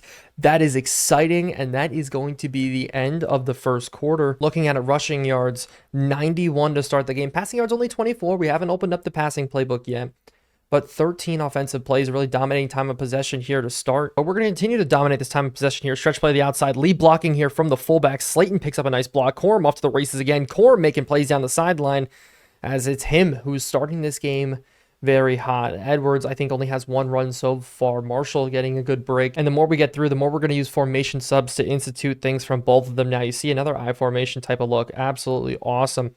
As we are just going to go quick out to him, as Jalen Ramsey almost jumps it and picks it off here. That could have been bad. Meant to bullet that one and came in a little soft. So we are going straight to pass here. 5 wide look. Harrison on a drag route, could get open very quickly. We are going to force feed it to him, as it is caught by at least one of them there. Slayton's the one who does bring it in. Those two running into each other. And that's funny looking at the bottom of the screen. The Los Angeles Rams, now led by Jared Goff once again, did pick up the win against the Lions. That's too funny. But this 3rd and 5 is huge here. Can we get things working? And it's going to be Harrison. Crosser. Welcome back, Harrison. Kind of getting chased down. Does his speed get lower, or is he just tired there, as we do get the ball down? But it did seem a little slow on that crosser. Not quite what we wanted, but we are going to go back to a bread and butter play for us, that screen play. It's going to be Kadarius Toney taking it. We have Hale backside. Hale hasn't gotten quite involved yet, as we do go to the screen to Kadarius. As we're going to break this to the outside, and Kadarius Toney, the first receiving touchdown for us this year. 14-3 to start the game. Very exciting. We are moving this football down the field. Such a good score. I do need to adjust Marshall's helmet. He's got the base helmet, and that just looks so unbelievably ugly, as it is our new kicker nailing it through. 14-3 here. A good drive, 71 yards down the field. This is a weird feeling. This year we're going to be running a lot more zone. A lot of cover 3, a lot of cover 2 when we really need to. It's going to help us out a little bit, hopefully, as long as we don't get exposed. But the pressure is what's the difference here. You feel it. We're getting more pressure on Cam Ward. Yes, he's a little bit paranoid in the pocket, but when we can go to zone looks and confuse guys more, that's where we're going to have our success. And I didn't even realize this, but Jabril Peppers is up to an X factor this season. That is such a good feeling, as we're going to have to try to chase him here to the outside. Achane to the open field. Achane with the first explosive run against us this season. Not what we wanted there. That's why man-to-man is not my favorite sometimes, because you really get receivers and DBs stuck up on each other, and we're not able to open things up. to allow guys to flow to the running game. This is where we can come back and get into these zone looks, resettle here as they do go heavy set. 3 different tight ends on the field as it is a play action call. We're going to sit right on it here. We're rolling with it as Cam Ward is going to run down the field and just slides down only after a gain of 5. But that's another solid play. We're able to run with guys now. Our linebackers feel faster. Yes, it's Abdul Carter. Yes, it's Jerome Baker. But Isaiah Simmons getting in on different plays. You see there, Benito in covering the tight end now as they do go run, and we're going to be able to fill and stop the first down from happening. Nope, Ojabo wants to hit him forward. That sucks. But see here, we're looking to bring Brian Burns. Instead, we are going to be dropping him the outside, but it's a run nonetheless, and we fill nice and easily as it is a fumble. And it's Ojabo picking it up. And our defense makes a huge play. Ojabo jumps on the fumble. The former Michigan guy as well. We have so many former Michigan players. Jabril Peppers, Ojabo, the 3 running. This is actually wild. I didn't even think about this. I'm not even a Michigan fan. I don't even like Michigan. But the fumble is forced there. I want to see who delivered that hit. And it looks like it was the X factor. Jabril Peppers? No. Jerome Baker is the one that forced it out with a massive hit. Our linebacking core, new and improved. Already making plays. Absolutely love it here. Hey, a one-on-one backside with Jalen Ramsey. That's not going to work, but we are going to go out to the running back on the other side as he just drops it. Okay, maybe we found a weakness with him. Maybe the rookie's got his jitters, but that's a problem because if you are going to play the third down running back spot, you need to be able to make catches there. But we are going to continue to go back to the air. Trust, guys, as we're going to go to Hale for his first catch as a New England Patriot in the season.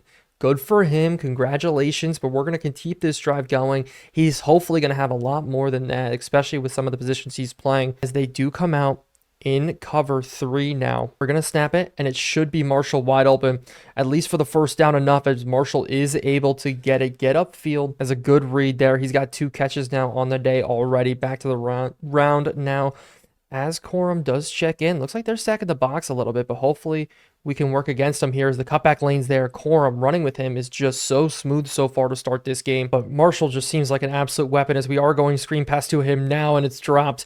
Wilkins out there making a fantastic play, reading the screen all the way. Marshall with his second technically drop today, but I wouldn't call it fully that. This double A gap pressure here could be bringing the blitz, but they're not. Instead, we're going to throw it, and it is going to be picked off. We try to go to the hitch, and that's a bad interception to throw. Our goal this season with Bo Nix is to stay under 12. Now, is that possible? Especially against Modded Madden with how hard this is, maybe. But it was a simplistic read, at least I thought. But the way they dropped, absolutely not. You saw everybody kind of jumping it right away. Slayton had 2 different defenders to go through. I was expecting Slayton to win his one-on-one there on the hitch route. I get it. Doesn't quite work. And we throw in a bad interception here in this game. As we're actually more in a 4-3 here. And I don't know why that look is as somebody does jump again to start this drive. As it was Justin Matabuke. And this is becoming a running problem. You saw in the playoffs a little bit. That was something that happened with him a lot. So I'm not too happy with that one. It's Jabril Peppers one-on-one here with H.A.N. up the middle. We're making that solid tackle. Stopping the first down. But let me know. How do you guys feel about this new look defense? How we're running things as the Dolphins decided to jump this time. Holy crap, this is such a common penalty. I don't know why, but it's really the undisciplined factor really does come into play. Why are we still stuck in this defense? I didn't realize, where's our 3-4? It was supposed to be changed like that. I don't know why it is a bad load. This Peppers in the middle with the I formation. It is going to be a play action. We're running with it, and we do not get the sack. Instead, Kobe Bryant gets completely outran there by Tyreek Hill. So there was an issue, I guess, with it because I did the formation subs to a 3-4 defense. I don't know why I loaded in that way, but we almost did jump there again. I cannot believe it. That is actually becoming a serious problem here as we are in a pass look, and they're going to throw it underneath to Jalen Waddle. Good tackle by Abdul Carter. The turnovers last year were a killer for us. I mean, the Super Bowl, for instance, completely derailed it. It was a close game all the way, and we just couldn't get things rolling. After the interceptions that did come out, as they do bring man in motion, and they do give it to him on the outside, as we stuff it right away. Good job from CJ Gardner-Johnson coming up and filling. So we are going to the nickel look, and they're going 5 wide. This ball should be pushed out fast, but somebody jumps again. And this time it is on the offense one more time, making it a 3rd and 10. Definitely here where we want to bring this blitz. Any quick hitters, hopefully avoided here, but both of our tough linebackers up the middle, A-gap pressures. We should get a free rusher off of this, and we do get the sack. 3rd one on the day. That is huge. Justin Matabuke getting his job done again. And when he can get one-on-ones, that's where we can have our success. The blitz towards the end of the season felt worthless. You know what I mean? It felt like we couldn't get the looks that we wanted, couldn't get the pressures that we wanted. But today, especially against a really bad offensive line from the Dolphins, guys already injured, Mekhi Becton's one of their best offensive linemen. Come on now. We should be definitely having some success as we are going to go for the block here. But instead, the 2-minute warning is coming into play instead. 14-3. I'm thinking about maybe not pushing the ball too much here. I am going to get away from the block. Maybe we can get a good return to set up this drive the right way. Isaiah Simmons dropping back with that middle look, and it will be Marshall getting an opportunity to return here. Looks like blockers in place. This Marshall up the field. We are going to try to cut this one, and it almost just does. You see, we try to fit through that gap there. But this drive is going to be predicated on the air. Let's see what we can do. Jalen Ramsey lined up on the outside, one-on-one with Hale. I don't want to go to him. Instead, we are going to test a deep shot already to Harrison. Little too close for comfort. Threw it into triple coverage a little bit. Didn't think the one guy was going to run with him. So not the best read in the world to start off. Settling back down now as we are going to have Slayton open. Slayton on crosser. Slayton's open down the sideline here. Holland giving chase, and just like that, I love this new playbook. We are opening things up. Guy coming from across the field. But we hit with a speed play. Look across the board. Our running backs, speed. Michigan guys, good guys. Receivers, Hale's fast. Slayton's fast. Harrison will jump over anybody. Our entire offense predicated running the ball, grinding short passes, but when we need to expand, we can. They're taking advantage, giving the Dolphins a taste of their own medicine. That's a huge score here to open up this season. And finally, we may start the season with a win. Things are looking good in game number 1. And I'll tell you, it's nice to be able to have those type of plays where you go deep, you can have success, get guys in matchups. I think Hale kind of adds that flexibility there because you see now even Jalen Ramsey's going over and covering him. We're used to seeing Jalen Ramsey one-on-one on Slayton the entire time, but that's just not the case anymore as we already are getting pressure in.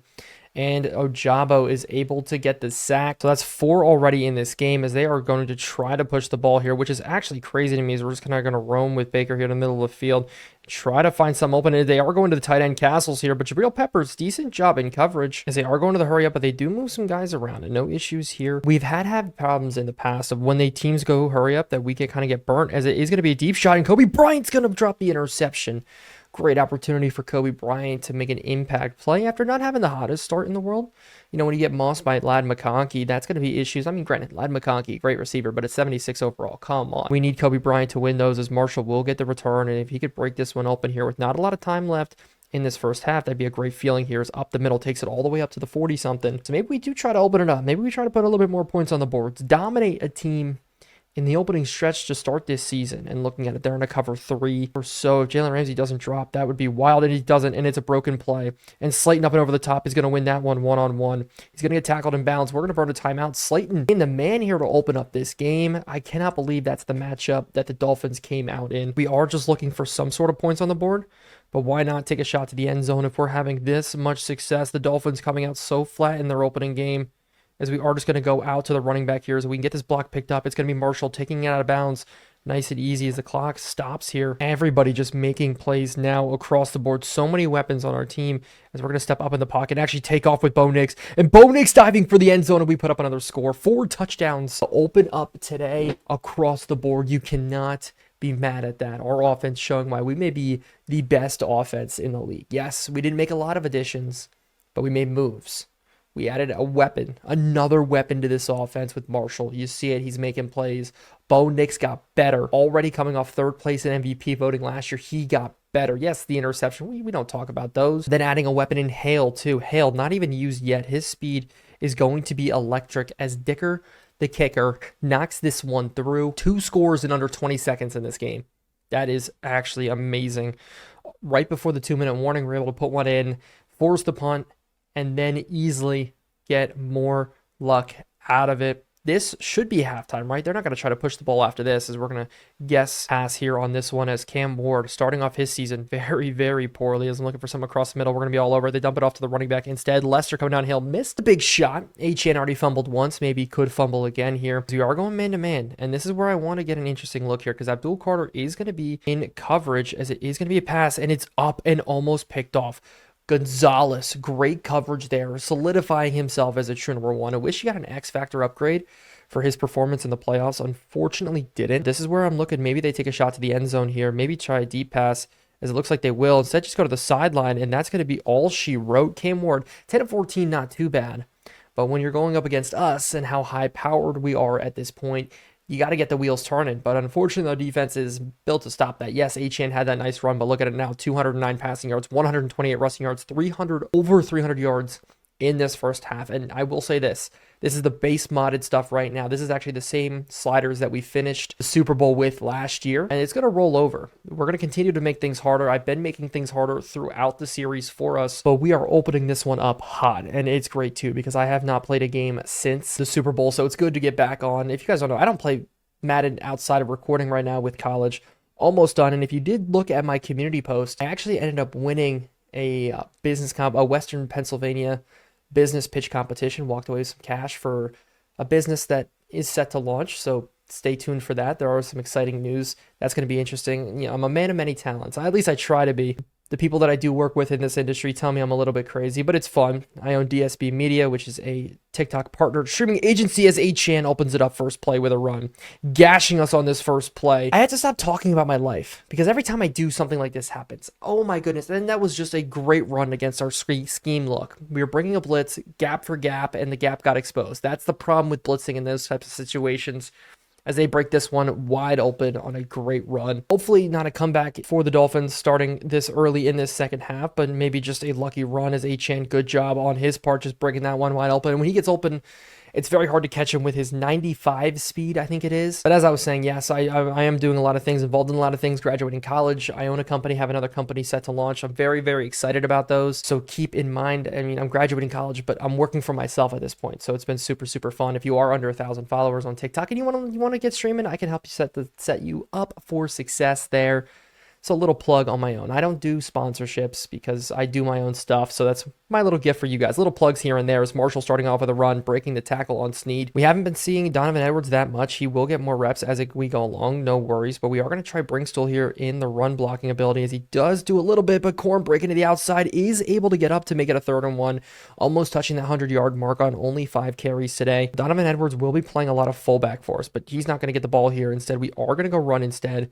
We are going to go right down the throat, try to go to that double team, try to break it open, as Blake Corum is going to be able to get that first down. Try to get him over 100. He's still stuck at 99. Now Edwards is going to come in. And yes, that's why the videos were delayed this weekend. I wanted to get this out on Saturday or Sunday. Unfortunately, couldn't. As Edwards, we are going to try to break this one to the outside. And it's just breaking to the outside is nice and easy with Edwards, as his break tackle, where it's at and where it's developed to. That's where I really see him coming into play. I got Marshall as a scat back, fun back, kind of like a Danny Woodhead type. And then from there, Blake Corum as more of like a Pacheco type, stretch him to the outside, get him in the open space. And then we use Edwards up the middle. Kind of a mix between all of them, as they do get run here, but we still are able to get the push for the first down. But Blake Corum does fumble the football. Luckily enough, we do fall on it. That was an issue with Blake Corum a little bit. To the start of his career. Do not want that to continue, as that would be definitely detrimental to our team if we're turning the ball over that way. Last year, actually, weren't at the top with turnovers, which was nice, as we do have to scramble this one out and just try to throw it away, but the sack comes through with Jenkins. Our defensive line's making plays. We're getting sacks, usually not the same way around. It hasn't been this game, but we do finally let one up, so it is 2nd and 20. I'm going to change this to a pass. We got to get some yards back here right away, and Harrison on the slant should just catch this one for a little bit. Got about 7. Bo Nix 11 for 18 for 224, 2 tutties, and an interception, as I think that's only Harrison's 2nd or 3rd catch, as the Dolphins shift some things around here. Don't know what the look is. Could be an indicator of a broken coverage. So hopefully, as it is a broken coverage, there's no way. We have to complete this ball, and we do to Slayton again. Slayton to the open field. Slayton off to the races, having a freaking day. You saw the guys shift around on the Dolphins defense. Looks like a little bit of confusion here in week number 1. But Slayton continuing to just get open, get lost in coverages. It's not Hale's day. It's not Harrison's day. It is Slayton's day to open up the season. Our number 3 receiver from last year in terms of yardage coming out. And I don't even want to check his stats yet. I definitely don't, as it is just a complete breakdown there. I was looking at the bottom of the screen. The Chicago Bears do pick up a win. Not a lot of yards thrown, but I want to see who's the quarterback of the Atlanta Falcons now. Is this Shedeur Sanders? They had and went back and forth. I didn't see how Shedeur developed this season, so that will be interesting to see, because the Falcons were a playoff team. That whole NFC South last year, the Falcons, the Bucks, the Panthers, all 3 of them did make it. The Saints, unfortunately, the one team that didn't, and it looks like 2 interceptions coming out. I didn't see if it was from Shedeur, but we have to stop 8chan here in this second half. I expect them to go to a little bit more of the air now that they're really playing from behind, try to open some things up. But Ajabo, Brian Burns, deadly on the rush. Absolutely fantastic for us here, as they do actually go run to start, as Baker just gets absolutely taken out. That's the one issue I've had with Baker. Baker gets taken out, and Nakobe Dean last year did get taken out. I didn't even see where Nakobe Dean ended up. Rest in peace, the Nakobe Dean experiment. It just didn't work out. I think we got upgrades like crazy across the board. I think we are much better now as we are chasing out the outside with Carter, and that's a solid attempt at a tackle, but he does get the first down on that. I want to hold teams this year under 70 yards rushing. That put us first in the league again like we were last year. Fortunately, not after that hard of a start, and I think things kind of like dismantled themselves in the second half of the season. I think at one point we were 60 yards allowed rushing on the ground, but it just wasn't the case here. As Baker gets taken out again by a tackle, can't even engage a block the right way. I'm trying as Durham doesn't get much. I'm shifting guys back here to this left side. Man in motion here. Will it be a jet? No, it's a run up the middle. Carter trying to break the block. Achane breaking tackles to the outside, getting another first down on the ground. I'm surprised that they're really committing to this run here at this point in the game, because at the same time, I mean, like, they're down by a lot here. 25 points is the separator now as they do go run one more time, and we're filling with CJ Gardner-Johnson, this time able to get it done. Brian Burns helping out on the backside there along. I think that was actually White, though, but Bullard now checking in at safety. I missed Bullard, played well for us when we needed him to, as they do go quick to the air. We're there to get a good hit, but it is another first down. Cam Ward struggling in the pocket, really putting the pressure on him. And it's so nice to see Jabril Peppers at that superstar X factor. It is superstar though, as Jabril Peppers fills the hole the wrong way. Needed him to come down in that B gap from that safety look. Instead, it did not. Came down to that C gap, really allowed things to open up. And so we're going to come out in the dollar instead. Back Brian Burns up to the linebacker spot. Let him play there. And really just try to rely on our secondary now, because our guys are tired as a run up the middle. Has Brian Burns coming down from that linebacker spot making a play. Moving guys around is the key. I'm really mad the playbook didn't transfer, because the 3-4 playbook is what I'm the most excited about. But we are stuck in the 4-3 for a little bit, so we are going to have to mix it up as they do go run to the outside, and we get sucked in with Kobe Bryant. Simmons giving chase, can't chase, but Jabril Peppers does clean up with a solid hit. Durham getting themselves down the field, but almost 6 minutes on this drive, if I'm not mistaken, as they're almost 160. That's a 162 rushing yards on the day. We're just pinching again, and they go run up the middle. We should have it bottled up, but it is Achane continuing to break tackles. But our linebackers were tired, so that did give them the chance to rejuvenate a little bit. We're going to move Brian Burns back down, and that's one thing we need to be more cognizant of this year. We kind of let our fatigue get into play a lot here, as it is Durham breaking tackles out to the outside. CJ Gardner-Johnson saving the touchdown there, protecting against fatigue. Something I didn't really expect coming into this year, but does come into play more than you'd think, apparently, especially at our linebacking core as a run up the middle here. We're trying to fill with Peppers, and we do stop the touchdown at least, but it is going to bring a second and goal in the start of the fourth quarter. We're sitting comfortably in the lead. The Dolphins went on a very long drive, do have almost 200 yards rushing on the day, but only 103 passing yards with the sacks in tow, as we're almost up to, I think we're over 400 yards of offense in this one. We are sitting very comfortably now, as maybe a backside slant would open up. We got to sit on it as they do go looking that way. As we're there in the window, and I thought we were going to have an interception, but no, threw it right to the left of us. Tyreek Hill, the one getting in. The Dolphins strike back, make it 17-35.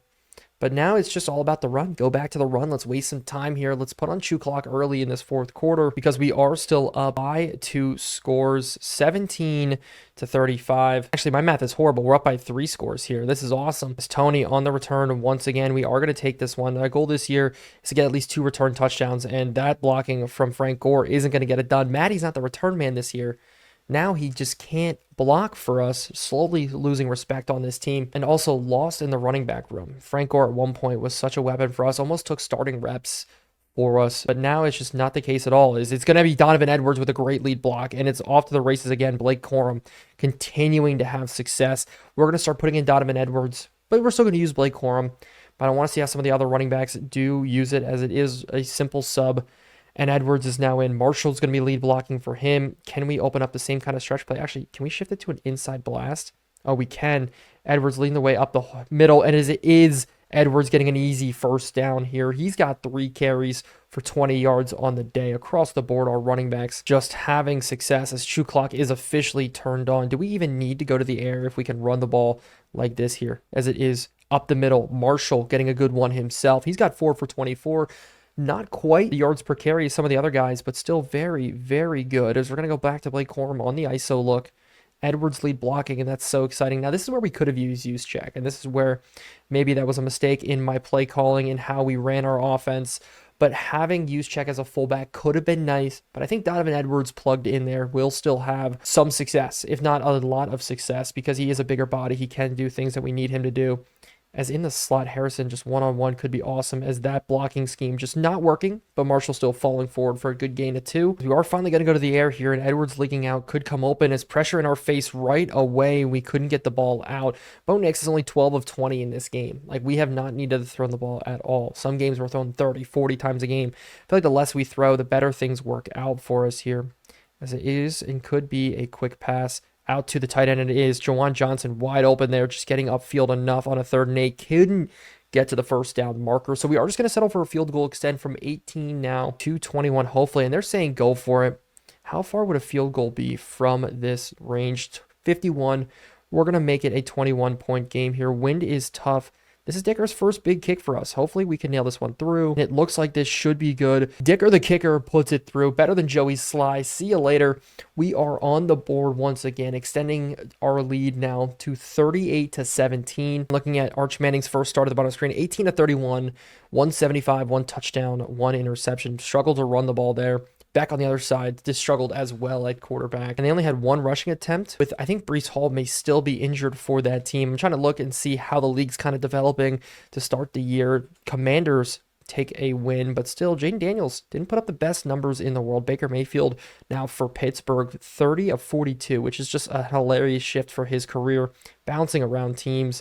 As they do go to the air here, we're running with the underneath as we're going to switch off, as it is going to be Cam Ward running, and it is a solid tackle from Christian Gonzalez. I absolutely love that, as they're going to the hurry up early in this game. They go from the 5 wide to bring a guy in, snap the ball very quickly as we're looking for quick to the outside, and they do get it complete to Tyreek Hill, who spins off 1, and we do finally bring him down. So that was quick to the outside, almost made it look too easy. Still shifting guys around, staying in this no huddle look. We're leaving CJ Gardner-Johnson in at a sub linebacker look, as it's going to be quick probably to the running back, actually to the outside, and we go for the interception. Not the look we wanted. Luckily, Tyreek Hill hurdles and takes it out of bounds. I tried to shift it to the quarterback. Unfortunately, didn't quite work. The ball is going to be snapped, and we're going to shift on to Barmore because of the look here. We're coming up with Barmore up the middle. As a shot to the end zone, and in his first career game, Lester almost grabs an interception. And you know what's a nice thing? You haven't heard of him at all today. I know that sounds crazy, but that's a good thing. Corner doesn't get the ball thrown his way all game long. That's an absolutely great feeling. Jerome Baker's one-on-one. Abdul Carter is also one-on-one on the other side, so that is a little something to worry about. We're going to drop with it. Follow the linebacker here. Follow with the tight end look as we just get the ball thrown away beautifully. Abdul Carter's not the best in man coverage, so sometimes we give him a little assistance, and with Achane staying in the block, gave us that perfect opportunity now that it is a 3rd and 10. Gonzalez playing in the slot may get less interceptions this year or more. It's going to be interesting to see how that all develops. They do go quick underneath, and they probably are in 4-down territory. I expect them to go for this here, and they do, as we're going to try to shift to a cover 6 instead. They're in a 5 wide look. A nice stop would be beautiful here. It's quick and underneath. You see the looks as we do go for the tackles, and do we hold him short? No. Forward progress. He's going to give it to him, as I just want to hold him out of the end zone here. I don't want to allow any scores.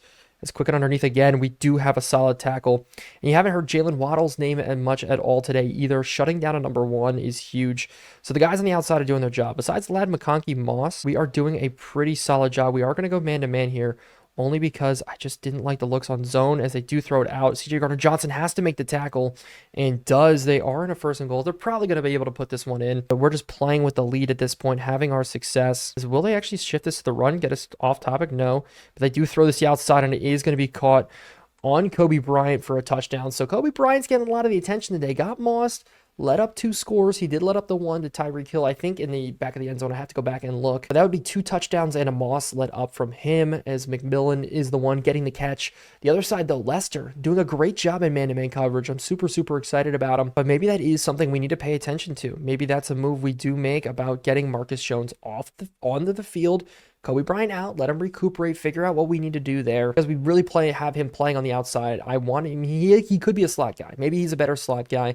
We're going to move some things around as we continue to develop, as they really want us to return this one, as we still do have the lead here by 14. Kadarius Toney, though, he's going to be the one opening this back up, chased all the way out, as right now the returning job is his. If it should be somebody else, let me know. If you want to see it be Marshall, let me know. But I am extremely confident in the way things are looking right now. Did not expect our offense to come out this hot as a run to the outside. It should have been Edwards picking up safety coming downhill, but Jalen Phillips is very, very good having to get off, having Edwards pick him up instead, as we are going to try to run this one for a first down. As Blake Corum's tired and instead checks in at that fullback spot. That's funny. Is this one up the middle is going to have Edwards breaking it open.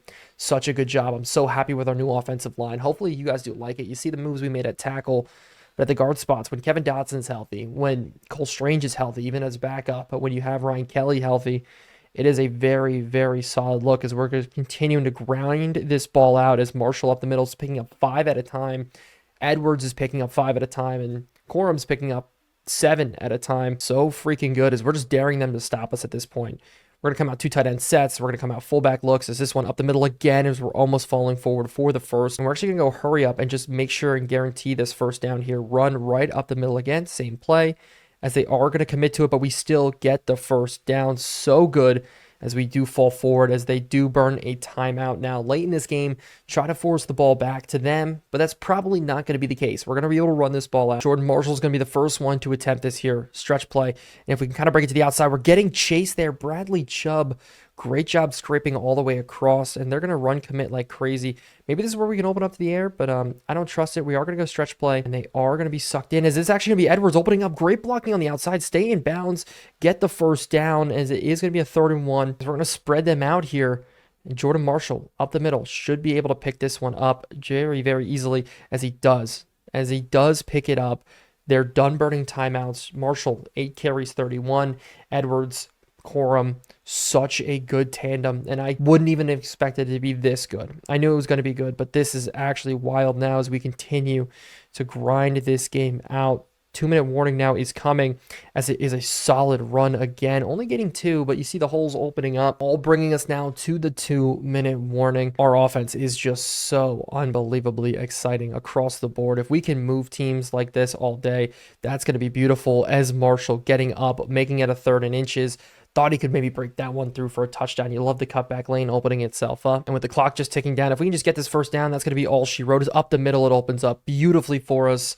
And it is going to be time for some kneel downs. As also, this is weird because usually we're seeing Bo Nix. We ran the ball a lot with him last season, a little bit more than I expected. I think I almost led the team, if not did lead the team in rushing touchdowns.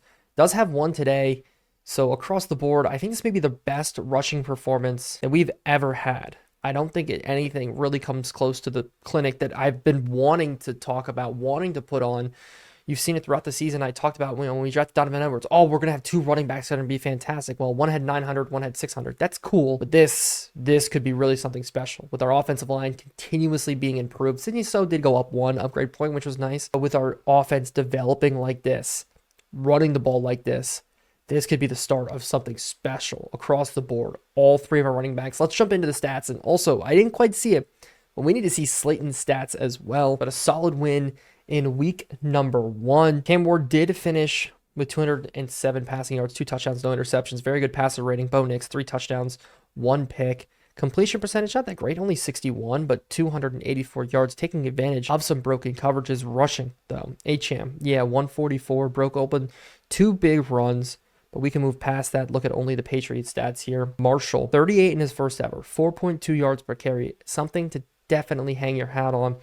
Edwards, 51 yards on 9 carries. Blake Corum on 10 carries, 133. So we ran the ball over 30 times in this game. More than we did passing. Yes, definitely more than we did passing. And Bo Nix adding 20 as well, with the 1 touchdown. Blake Corum, the fumbles, the only thing to worry about. The longs from these guys, all very good. Receiving, Slayton, 4 catches, 82 yards, 2 touchdowns. Absolutely crazy. Harrison only had 2 for 28. Juwan Johnson's 2 for 38. Kadarius Toney 1 for 14. Marshall and Hale, very, very good numbers across the board. The only thing to worry about is Jordan Marshall with the 2 drops. We can move past that, though. Blocking, look at the pancakes. Sidney, so the upgrade points working for him. And then on defense, Jerome Baker, CJ Gardner Johnson, Brian Burns. We need to really make sure we're running that 3-4, but 2 sacks for Justin Matabuke, 1 for Bobby Brown, and a shared 1 between Ajabo and Baker. No interceptions on the day. Only thing to really look negatively on, but Kadarius Toney returning the ball well. Jordan Marshall returning well. Such a complete game across the board. And so it's time now to move on to week number 2. Moving forward on to week 2, it's nice to see that Darius Slayton did get players of the week. Looking at it here, 2 Chicago Bears, Jalen Johnson, and also the guy we did miss out on, the safety out of Illinois. He also got an interception as well, but Raheem Sanders doing well for the Bears there at running back. Drew Sanders, but Darius Slayton putting up Randy Moss type numbers, 4 catches, 82 yards, and 2 tutties.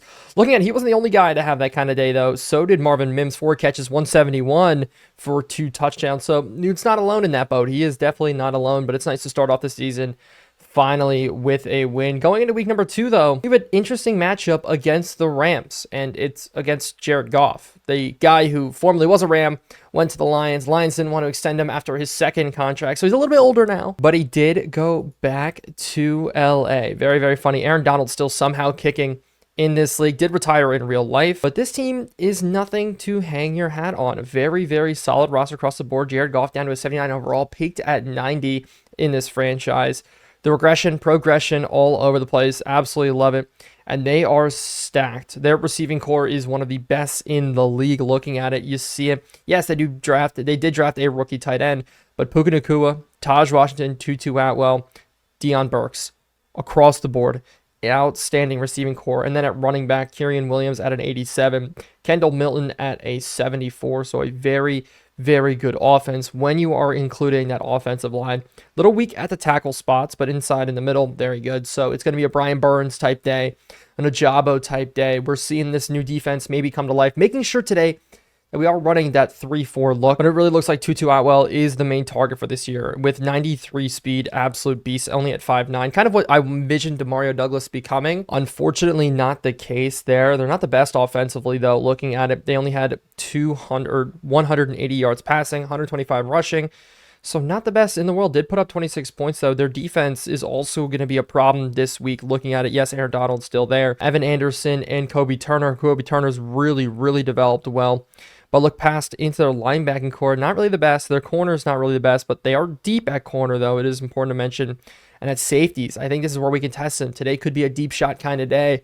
I thought last week was going to be not going to be a deep shot kind of day, but today is definitely going to be us airing the ball out. If you want to see how we stacked up overall in the rankings after week 1, we are the 8th ranked team, best offense. Defensively, though, we are going to be hidden down here at number 16. But we're 1st in rushing yards to open up the season, 11th in passing yards, the best offense to hit week 1.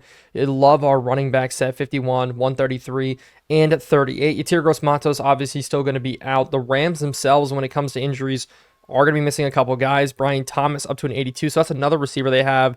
But Rob Havenstein is going to be out with an injury as well. Damian Martinez, he's a backup running back, no worries. But Julian Blackman is an important injury affecting them today. But it's crazy to look at the practice squad, guys. We do have an available roster spot, I do mean. So I am going to look across the board, see if there's any guys that we could pick up. Fisher Anderson could be good. He is a rookie, up to a 75 overall. Didn't make a roster, is instead sitting on the Seahawks practice squad. Could be a good snag for us. We could also bring back a receiver or take a look at some of the other receivers that are sitting here. Some of the younger guys we could bring on to the roster. And I would love to bring Eli Ricks back up. And looking at the other corners across the board, Kalen King sitting here at a 77 overall. I don't know why he's down in the practice squads, but out of Penn State, I really do like him. His size is decent enough at 5'11". So he's going to be another plug and play guy for us. We're going to pick him up off the practice squad. He's going to be on our roster, at least for now, until maybe we do need to make some farther cuts. And the crazy thing is he's actually a better overall than Marcus Jones. So it's a little bit interesting to see. He's definitely going to get some playing time. He's got really good zone coverage and man coverage, quite a balance between the two. But he is going to come in at a slot corner role over top of Marcus Jones for right now, which is interesting to see. You can't just usually pick up a guy like that and have him be able to plug and play. Kalen King will be there. And then also at sub linebacker, that is where we are going to have Simmons come in and really play that sub linebacker role. Jerome Baker is also going to be there, and Abdul Carter's actually going to be coming out in those situations. He's going to be the 3rd guy. So I think Jerome Baker is a little bit better in coverage with linebackers, but Abdul Carter is going to be there. So a little bit of a change, and I think it's going to be a solid fit for us. But other than that, nothing's really going to change as we move on to the training for this week. And today we do want to defend the deep pass. Jared Goff, he doesn't throw the ball deep a lot, but we still want to be able to limit it. And today I do want to continue to try to run the football, but I want to throw it deep. And looking at it, they haven't had a lot of deep attempts, only 1 completion last game. As it looks like the team they played last week wasn't all too successful. So we are going to try to air out this ball with a goal of 2 passing touchdowns today. That should be fine. We should be able to get that. Maybe I should have done 5 rushing touchdowns last week. I know I did avoid it, but with how our team is running the ball to start this year, I think that's where we can have some success. So hopefully no injuries across the board again going in, as hopefully the injury bug stays away from us as long as possible, but it is in play. Everybody knows injuries do happen in football, but I think we built up our team where injuries aren't going to be that much of a factor. We've built depth this year at the linebacking core, in the secondary. We built depth across the board, especially when you are factoring in the running back room and the receiving room. Hale and Kadarius Toney, good backups there. Brendan Rice is a little bit of a stretch at the receiver. We could bring in somebody else if that does come into play. But even Jackson Dart at quarterback, like, I feel very comfortable. The only place I don't feel comfortable is the offensive line in the interior. Cole Strange is our only solid replacement. I mean, Ezra Cleveland there is a 73 overall at center if Ryan Kelly does go down. But that's going to be a major focus today and throughout the season, is protecting our team against injury. Actually, the only place where we are bad is if Barrymore or Justin Matabuke go down in the middle. That is probably the only place where we will see issues, because Wormley is decent, but he's not crazy here, as Jared Goff is the new quarterback for the Rams, getting them off to a win. Hopefully he's trying to lead them back to a Super Bowl. Definitely could be a team we see in the Super Bowl if we do get there, as the NFC is a little bit weaker, I think. I mean, the NFC South last year did dominate, as we talked about earlier, but looking at the other side, I mean, the 49ers took a step back with their offense, did let go of Deebo Samuel, and the Eagles and Cowboys both having rough years last year. Will that continue? Drake May developing well for the New York Giants, as we do get this return up the middle with Kadarius Toney to start. The nice thing is we are starting out on offense today, and you know it, last week didn't throw the ball a lot. I mean, limiting the throws as much as possible, airing it out when we need to. That's going to be kind of the whole goal here. Is going to be Jordan Marshall starting us out here today at running back. I want to try to establish, see if we can get things rolling on the ground early, and with his speed, maybe we could get it to happen, as Marshall opens it up right away for a solid 8-yard gain, as my game does kick me out, but we are back in. Blake Corum this time checking in at running back, and oh my goodness, our offensive line's off to a great start. The pickups and the movement has been very, very nice, as we are going to take this one with Blake Corum out to the outside. Right away, Blake Corum getting a massive run. Byron Young does go down for them at linebacker, so it weakens them even more. And I did try to change it, by the way, going into the day to make sure we are running a 3-4 defense. Hopefully it all is in place. I would hate to be stuck in the 4-3 look again, as we are going to check to the air here right away, and it is going to be nice and easy. Slayton's going to be having the reception on the inside for 5. That is what I'm talking about. The nice, quick, easy 5-yard completions all day long. That's what's going to allow us to have our success, as we do go to the air here, scrambling around, just trying to get something rolling. Nobody's really open. Could have forced that one to Jawan Johnson, but with Clayton Vander Esch in our face, not allowing us to fit that ball in. So it is going to be a 3rd and 5, and Harrison didn't have that big of a day yesterday. Can we get him here? As we going to throw this one across the middle, and he sits. Very good job by Jawan Johnson. He's able to sit for that first down, keep this drive rolling, because we're going to go back to the run. Another outside zone with Marshall, something that's really been working for us here, as they do bite, but up the middle, if we can get the blockers to set, that'd be nice, but nonetheless, still 6 yards on the first play. If we can get 6 yards of pop on the run, that is going to be all we need here, as we are going to check power I, bring in Edwards at fullback. Instead, we are going to run right at Aaron Donald. If the double team can get him, that'd be nice here, and it does. And Blake Corum opens it up again here up the middle. Blake Corum finding a seam, and he's got another solid run on the day. He's got 2 for 28. Marshall's got 2 for 14. So that's exactly what we want, as we do go screenplay here. Just try to dump it off to him, and he's maybe got some space. Not quite what we wanted. St. Juice is able to clean it up. St. Juice is a guy in the past who has given us some fits, if I do remember correctly. But now just diving back into the run up the middle. Corum not able to finally get anything going there. So it is going to be 3rd and 5. But we are in field goal range. We're at least going to walk away with points, hopefully. But we do have to throw for this first down. Slayton one-on-one in the backside. If nobody does drop at it, this could be an easy completion. We are just going to go to it. And he is going to be able to bring this one in on St. Juice again. If we can just attack him all day, that would be a beautiful feeling. As looking at the bottom of the screen, Caleb Williams gets his 2nd win on the year to jump up to 2-0. While the Vikings drop to 0-2, led by Arch Manning. So that's not a good look. But if we do an inside slot fade here with Harrison, get him into the end zone, can we throw it up to him? As we do try to throw it up in a fade look, and it is going to be a flag. Is that pass interference on Harrison? That would put us right down on the 1, and it is. Perfect play. Throw it up to Harrison. Either let him make a catch or let a penalty be called, as we're now at the 1-yard line. And this is where Edwards is going to have his specialty here, his ability to break tackle. We're going right at Aaron Donald, as I'm actually going to switch this to a dive play here and just try to run it straight up the middle, as we are completely bottled up. Edwards' first rush of the day doesn't go for that much. So we are going back to the shotgun, but it is still going to be a run here as long as the linebackers can pick it up. Jordan Marshall is going to get in for his first touchdown as a New England Patriot. The rookie 6th round draft pick, absolute physical specimen, especially with his overall jump.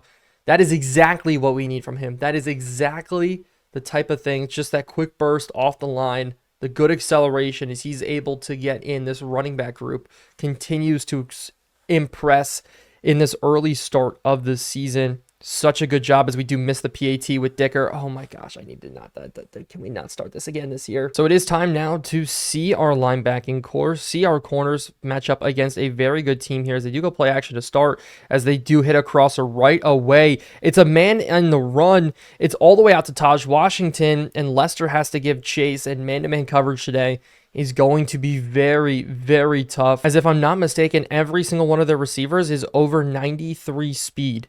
So maybe zone coverage is the look today. I feel a little bit more confident on it as somebody does jump to open up this drive. But you see it, we are in the 3-4 look. So we're back to what we really want to be in. And that's going to allow us to move some pieces around, get some people in open space. You see it's now Abdul Carter on that outside there as they do go play action one more time. And we're looking for any crossers. Instead, they dump it off. Isaiah Simmons giving chase. And this 3-4 is going to allow Isaiah Simmons to make a lot more plays for us. I'm thinking about switching his number to 19. But I think Kadarius Toney does already have it. But across the board, we are a lot better built as it is Simmons cleaning this one up. Welcome to the team, a plug and play guy for us. Yes, he's a little bit older. Yes, we're paying him a lot of money, but for him to come in is absolutely beautiful as it is a 3rd and 10. We know it's going to be a pass play. We get to change Christian Gonzalez to man on man here as somebody does jump again. This one I think on Brian Burns as it actually is on the offense instead. So it's going to back him up to a 3rd and 15. The rookie tackle, the one who's filling in, making the mistake here as we are going man-to-man. We're going to be blitzing. Going to be White, Ajabu, Barrymore, Simmons, and Burns here, all coming on pressures as we just sit back as they just go draw play here, and we're cleaning that up right away in the middle. Barrymore, good play coming out from him. He's going to be a key piece to our success this season. We're going to need to be able to stuff the middle. We're going to be able to stop the run, especially going 3-4. He's going to play more of a nose look for us. And that is where we need to find our success as the kick is up and good. 3-6 is your score. And our offense is going to be coming right back out. One big play, that's all we let up. Settle in. We got a new defensive playbook finally rolling for us. And then we should be good. Look at the bottom of your screen. Drake May is continuing his struggles at the quarterback spot for the New York Giants. But it is the New York Giants, so what do you expect? Here's Kadarius Toney. Decent return, but he does put the ball on the ground. Kadarius Toney has officially lost his returning job as he does fumble this one up. But their kicker gets injured. Jake Elliott going down with an injury, so that's interesting. But our defense has to come back out here, backed up very much. So this is a horrible look for us. We're going to try to slant guys around. They go quick to the underneath. Jerome Baker, that should have been your zone, dropped right into it. As those are the turnovers we cannot have happen. This season, it's not going to be easy. We're going to have to get things rolling. Can't afford to make mistakes like that as they are going to go to the ground here. Up the middle, we have a good clean look. We missed the tackle though, but luckily enough, our team rallies in for the tackle. Kieran Williams off to a slow start on the day, but now we definitely need to hold them. We know this is going to be a pass. Guys, we need to get out here, please, in this look. Simmons dropping in the running back, and that's not going to look as it is going to be outside, and it's Puka Nacua burning Lester for a touchdown. So the rookie Lester letting up his first score for us as a New England Patriot. Hopefully not the first of many. Just got beat off the rip. It's Puka Nacua, one of the best receivers in the league now, up to a 90 overall, and just completely burned him off the press. Maybe this is where we match up by overall to help some guys out. But I do want Christian Gonzalez playing that slot. So it's a little bit interesting because I don't think Lester at 6'2", 170 is going to be good in the slot. But definitely not what we wanted there as the field goal is up and good, 10-6. I wish it should have been 10-7. But it looks like Elliott's back in the game kicking off. So the injury wasn't too severe. And I forgot to take Kadarius Toney out as instead we are just going to take a knee with it. He will be subbed out after this. And we have to put a good drive on the board. We have to put something together here. Jake Brinkswell hasn't gotten involved much this season, but he's been very, very good at blocking as it is Blake Corum carrying defenders up for at least a gain of 3. Still explosive on the run, really fighting for his starting role, especially with all the Michigan guys in at running back for us. So many different weapons across the board as the end of the first quarter is almost here, and we're going to take a deep shot out to the outside. Harrison one-on-one. Harrison brings it in from the slot, taking a deep shot down the sideline, a slot fade from him, and that's where I think we could use him a little bit more. He's not just an outside receiver this year. he's going to be in the slot. He's not going to be in the slot. We're going to move him around outside, inside, and he's able to make big plays for us as we just lean back on the run, and it's a good block there from Edwards, and that's going to allow Blake Corum just to get upfield for another solid run. Starting this season so very hot, 5 for 47 in this game. As instead of going back to the run, we are going to go to the air quickly, and it's going to be Jordan Marshall on the outside, just making the grab, getting upfield, quick and easy completions as we're starting 6 of 7 with Bo Nix, and that is the end of the first quarter. Stats-wise, we should be dominating offense, and we are, but that bad turnover from Kadarius Toney, that definitely hurts. I don't think we would have gotten that with Jordan Marshall, but, still, I digress. I'm not going to shift blame too much. But it is something to note. We can't be having him making those type of mistakes. And if we do get to the point where we need to use him this season, having to trust him is going to be tough, as it is going to be almost a first down picked up by Edwards. Able to get 4, but it is going to be 3rd and inches. So hopefully Marshall can pick this one up for us. 3rd and inches, run up the middle, just get the first down and more. Good job there. The one thing I've noticed about him so far, he's not a true fall forward type of running back, as you've seen Edwards and Blake Corum be, especially Edwards there, as this one is just going to be leaking out. We're going to try to go to him, and he's going to have a catch and be able to turn up the field, and he picks up the first down very, very nicely, just leaking out at that fullback spot. As that's truly what you get from those guys. It's weird to think that we are a run-first team at this point, but we have the weapons to make it happen. As up the middle, Jordan Marshall trying to find his hole, doesn't, bringing up 2nd and goal. And so far, you've seen every single player on our draft class get involved. Here, Canu is the only one that hasn't quite, but he has gotten snaps for us. It's just hard to really solidify yourself and make a name as a D tackle. But passing on 2nd and goal, it's going to be Hale up and underneath, and Hale's got the catch, man on man with Clayton Vander Esch, and the rookie, just talking about our receiving core, comes in and gets the touchdown grab. Jalen Hale, welcome to New England in the home stadium,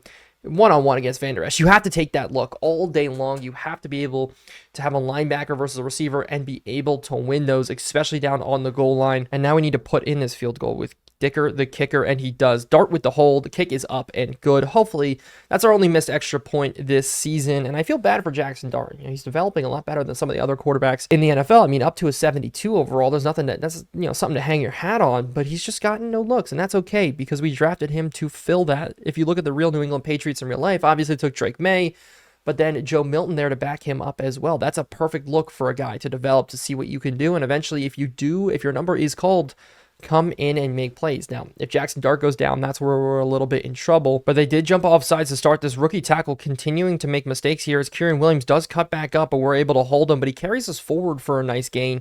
Jerome Baker kind of just getting dragged there. So far, super static, and just being able to use Abdul Carter in a more 3-4 type of look where he's able to make better plays across the outside as the tight end pass does go for nothing. Jared Goff starting out hot. He's also 5 of 5 in this game. Bullard does check in. We're going to fake the blitz here. Should get some one-on-one matchups then with the rest of our team, and I'm going to sit right in this Puka Nacua route, as it is going to be underneath instead, and we're there with Bullard to make the tackle. He's drafted in real life. It's exciting to see, to the Green Bay Packers, which is a phenomenal fit for him in real life. Him playing next to Xavier McKinney is going to be absolutely phenomenal. So maybe we can come on the block here. Nope, St. Juice does a good job picking us up. And it's going to be Jones on the return. It's not going to be Marshall, as we are just going to catch this one and immediately get tackled. Bad blocking from Kobe Bryant. But with Lincoln Riley's playbook, our offense really does expand. A lot more kind of run and shoot opportunities here as Marshall up the middle is able to get forward for 3. But Lincoln Riley is a solid offensive coordinator. You've seen his success in college, very limited in the NFL. But the reason I wanted to bring him in is because I wanted him to expand our playbook. Have a quarterback who's decent, make it a 1-2 read kind of system. And I think it's worked out very, very well as we go out to Edwards here. As he gets the truck up the field, fall forward for this first down, just almost. As even Donovan Edwards getting used in the receiving game. I absolutely love it. I'm still not adding any drip to him because I do think the no gloves does go kind of hard.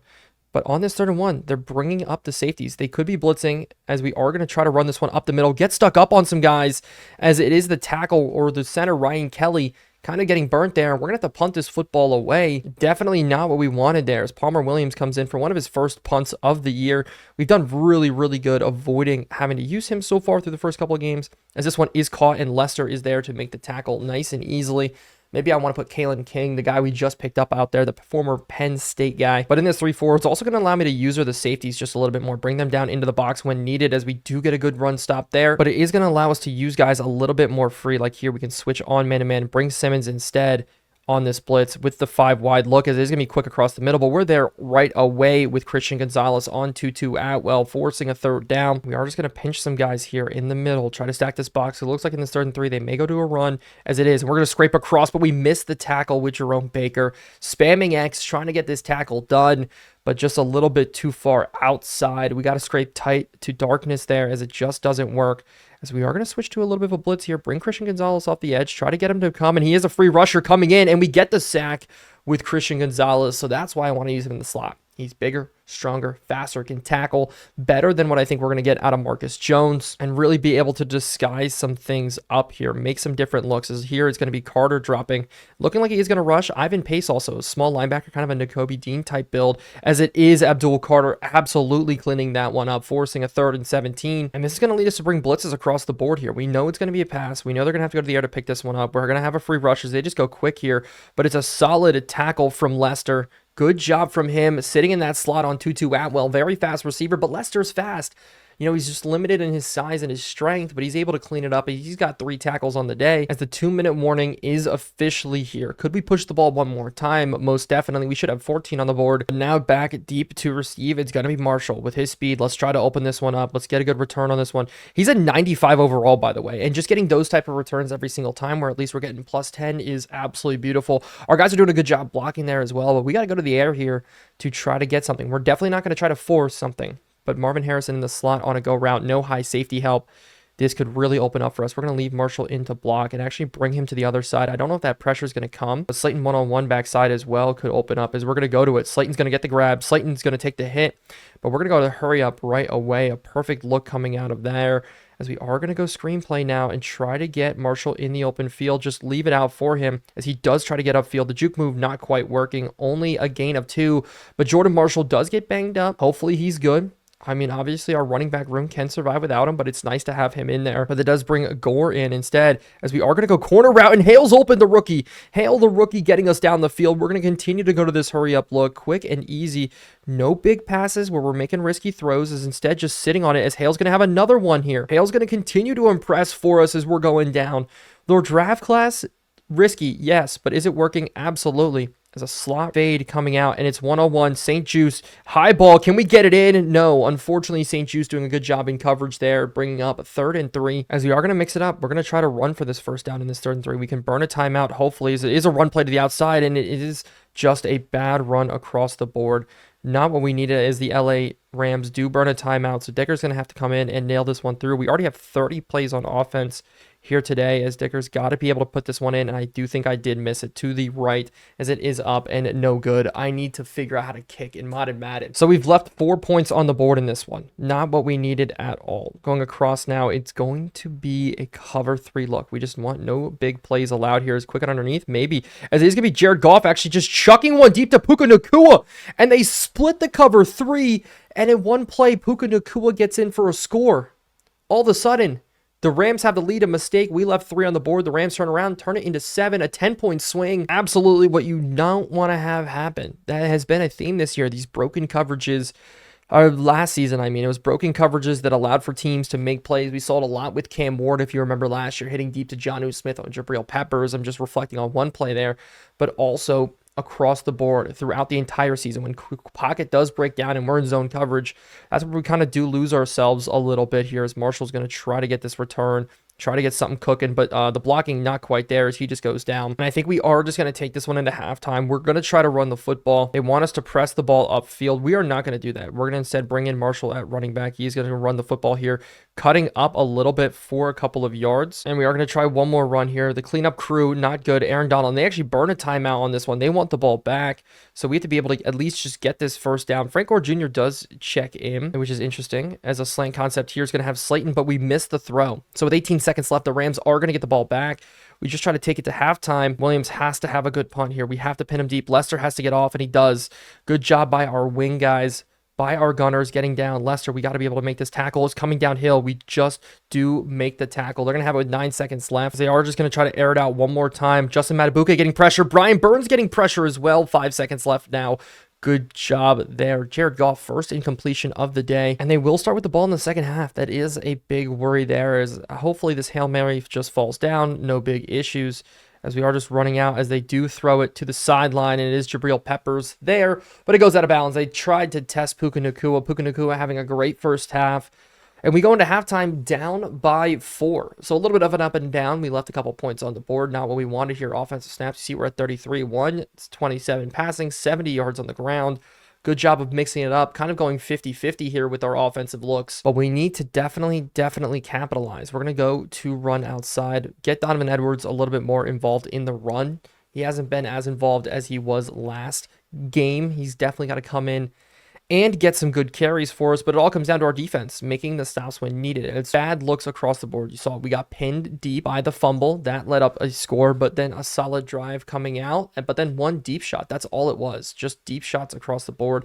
Actually, the score was led up by a Taj Washington deep shot, so it was just 2 big plays. Limit the big plays, and we will be absolutely fine. The Rams here getting very lucky. I'm expecting them to go to the run here to start, as they do go play action, and we are running with it. Gardner Johnson's going to have to come up and clean up on the rookie tight end. This Taj Washington is actually banged up, grabbing his side. As pace is in, as they do look like they're all ready to run here, as it's a power play to the outside. We're scraping across, and Brian Burns is in there to stuff. I just wanted to make sure we could turn it in, and we're only letting up 2 yards per carry for Kyrian. As I'm thinking about roaming here with Gonzalez, actually, is it's going to be easy sit routes and out to the outside. We're all over it. But is that a penalty on Kobe Bryant? Looks like it might be. We were playing for the knockout, and Kobe Bryant does get called with the pass interference to keep this drive alive. Kobe Bryant, a rough start to this season, does continue, but we know how good this receiving core is. We know where the troubles are going to come as they do run counter, as we are just completely bottling things up still. Kendall Milton getting nothing on that. Ajabo in, as him as a pure edge rusher is just so unbelievably exciting. The things we can do with him is going to be awesome, as right away we are getting pressure on the quarterback, Jared Goff. Anytime we can make teams skittish in the pocket, we'll find our success. And with this 5-man pressure, hopefully that'll be enough to force a punt, take them out of play. But instead, it's Kobe Bryant getting burned there for a completion, as it is Burks there getting in just a little ankle route, just a little something just to get Kobe Bryant to commit to the outside there as he continues to make bad plays. Maybe Marcus Jones needs to come back in for us, as this time out and out of the outside. Kyren Williams does get the catch. We force him out, only gain of 4. But I absolutely love your guys' comments throughout the videos on what we should do differently, how we should move the team around, because I'm definitely open to all suggestions as the season does continue. There's a lot of exciting things here as the hole gets opened up for Kendall Milton for his first big run of the day. He's only on his 2nd carry. Kyren Williams, though, continuing to get bottled up, but I love the suggestions going through. I love you guys suggesting, hey, make a trade for this guy or move some guys around. So keep making those, because I think that's going to help us out as we continue to build this franchise. As they do go play action, we're sitting on it. I see him on the crosser as we're running with it, pressure coming, and it's Jared Goff actually going to be taking off down the field, and he just slides down. We couldn't catch him with Justin Matabuke. Jared Goff showing off the wheels. I was so worried in coverage to be able to make the plays that we do need, and we're going to have to move our guys down. Maybe a bench concept here could expose us a little bit, but it is just going to be a run instead, and we're coming downhill. We get bumped off, but a good tackle by Christian Gonzalez as the Rams are in striking distance. They move Puka Nacua into the backfield. They don't go to him here, but we are just going to be sitting as it's behind us, and we try to move to put ourselves in the position to get an interception and just get taken off our spot just a little bit. Tutu Atwell now getting in for the touchdown. Rams extend their lead here to 11. And we are going to be playing from behind in this second half. The mistakes from the kicking game really coming into effect here, most definitely. This is really going to be up to our defense to make a stop. That's really the first drive where it was pretty methodical going down the field for the Rams. Nice and easy here, as it is Marshall on the return trying to get up the field, only down at the 20. We are going to start off with another run, continuing to try to run the football here, as it is a great blocking from Harrison as a juke move comes out on Williams, but we only turn it up for 2. Marshall only 11 carries today, only averaging about 2 yards per carry. So we're not abandoning the run, but we are going pass here on 2nd down. As it's going to be quick to the outside. Edwards, can we make the play? Can we fall forward for the first, or at least close, as it does make it a 3rd and 5. And this is an interesting situation where we have to go to the air one more time, looking for crossers if Harrison can open it up. I don't even know what coverage they're in. Looks like maybe a cover 2 here. It's quick on the crossers. It's going to be dumped off to Marshall. We need to fit this ball in, but we just miss it. A bad accuracy on the run.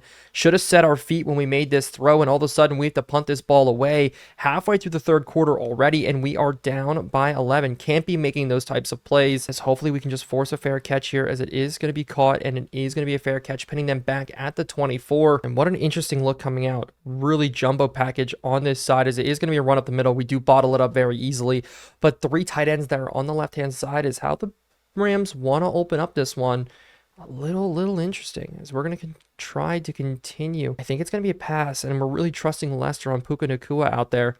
It is going to be risky as the pressure does come, and they just dump it off, and it's an interception by CJ Gardner-Johnson.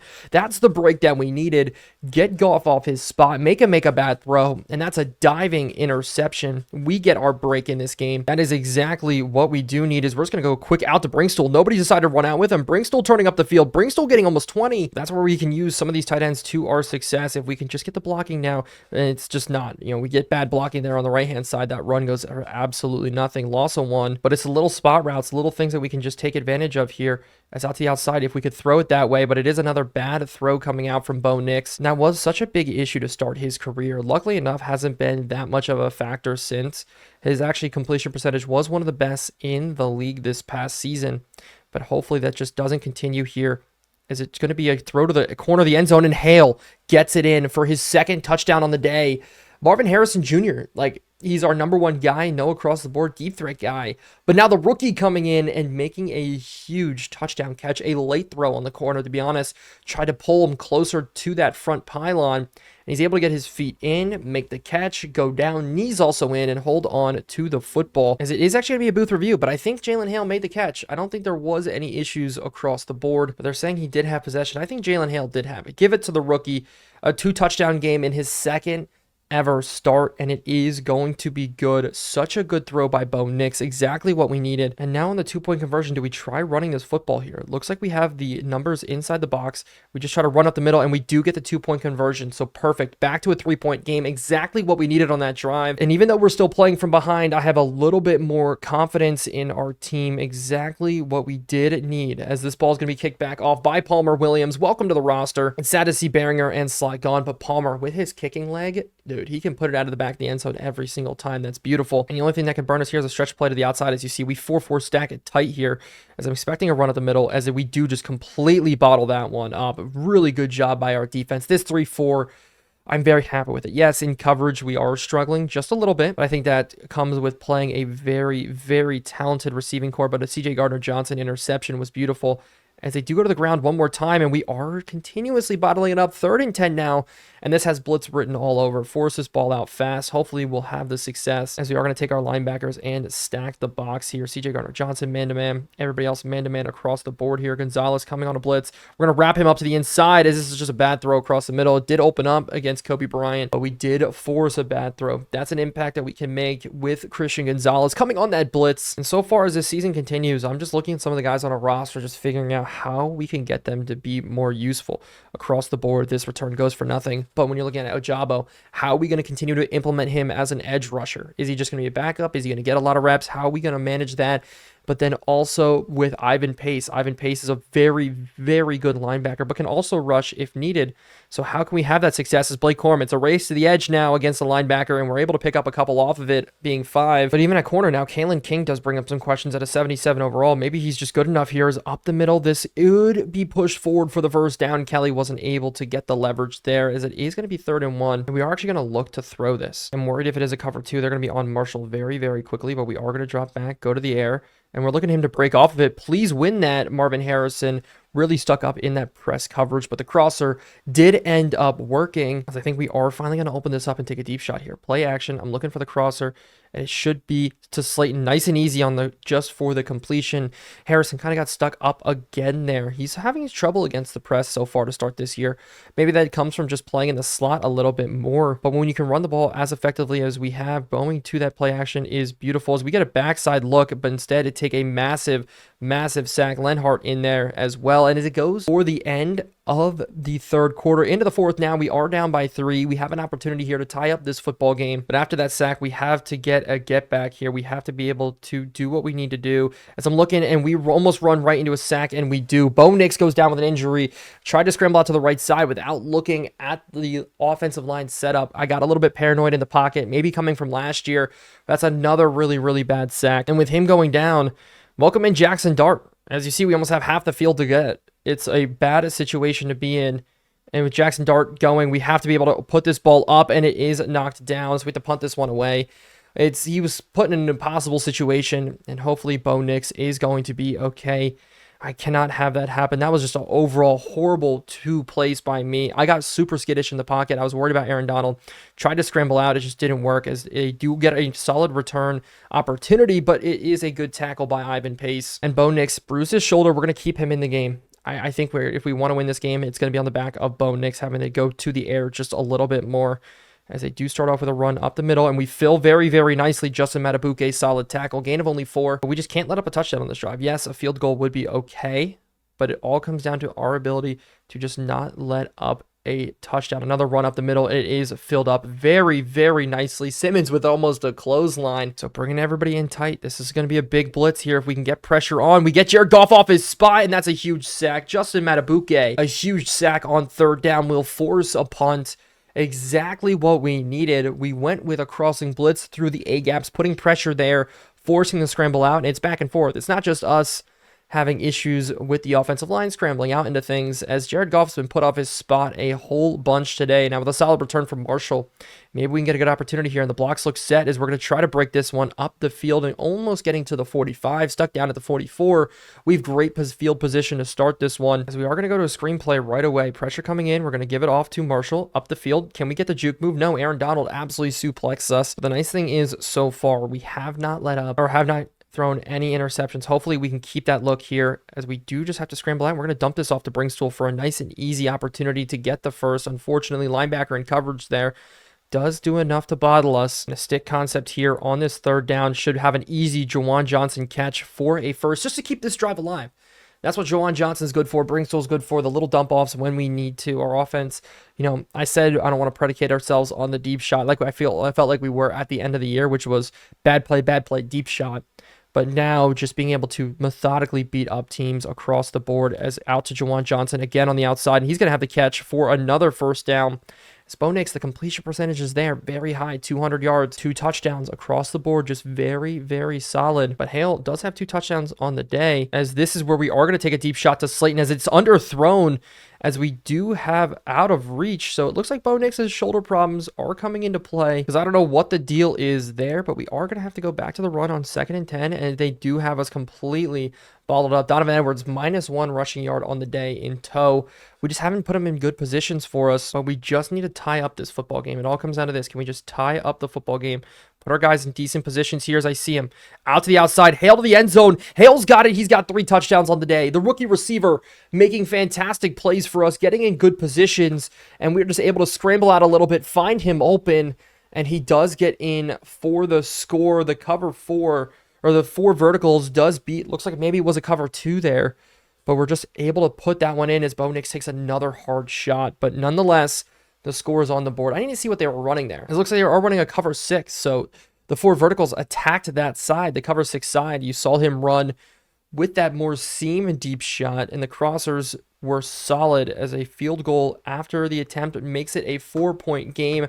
So we're back to a very, very good spot, leading by 4, 6 minutes left in the game. As last year, one of the things you did see is when our offense stuttered, it really stuttered, and we were not able to put up points at all.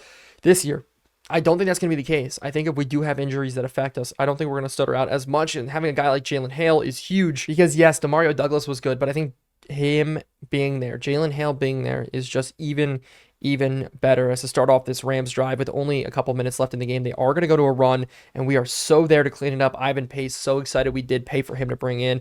The only one who hasn't gotten a lot of reps for us is Benito, but that's okay. I'm okay with him not getting reps. He's a guy where if we do have injuries come into play, he can be a plug-and-play guy right away. As I'm expecting a dump-off pass, is actually Puka Nacua over top of our heads, was so wide open, but the pressure was able to get there, luckily enough, as we are going man-to-man across the board here. Simmons on coverage with Burton, as it is going to be an underneath route, as it is a sack up the middle. Justin Matabuke continues his hot start to the season.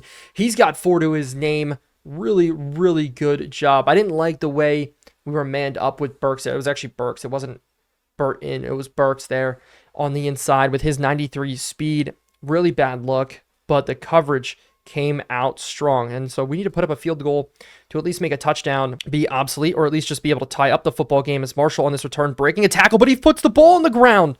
2 fumbles in this game from our return man, And we are Plexico bursting ourselves here late as our defense just keeps getting put into bad situations. The fumbles coming out. I promise I didn't change the sliders. Just two massive hits as they go to the air right away as it is going to be caught. We are trying to get a good look in, but Goff really struggling in the second half. First half, I think, was 13 of 14. Maybe that is his first completion in the second half. Maybe second. I don't know. But we've been doing a good job applying pressure to him on 2nd and 2. I'm expecting him to go back to the run. And now they are looking at the end zone here, looking at a touchdown as it is Kieran Williams off to a really solid run. And we need the opportunity to make a huge stop. It could be an interception, could be a fumble. We need to keep Jared Goff on his toes here as we are going to guess pass. Bullard coming down. Can we get a pressure with the backup safety? That'd be awesome as Bullard's going to take on the center, but a quick and easy pass underneath is going to have the rookie tight end making the grab. And we almost did jump there. Luckily, we get back. Bobby Brown, almost the one doing it as a run up the middle. We're stacking the box, and Ivan Pace comes in with another solid tackle, forcing 3rd and 6. 2 minutes now almost left in this game as we're going to bring this blitz. We are definitely going to bring this blitz here. Jones back at safety, actually. I love that look. And we're going to try to just bring pressure back up right away, sit in the zone, but it's Puka Nacua getting the grab on Lester on the backside.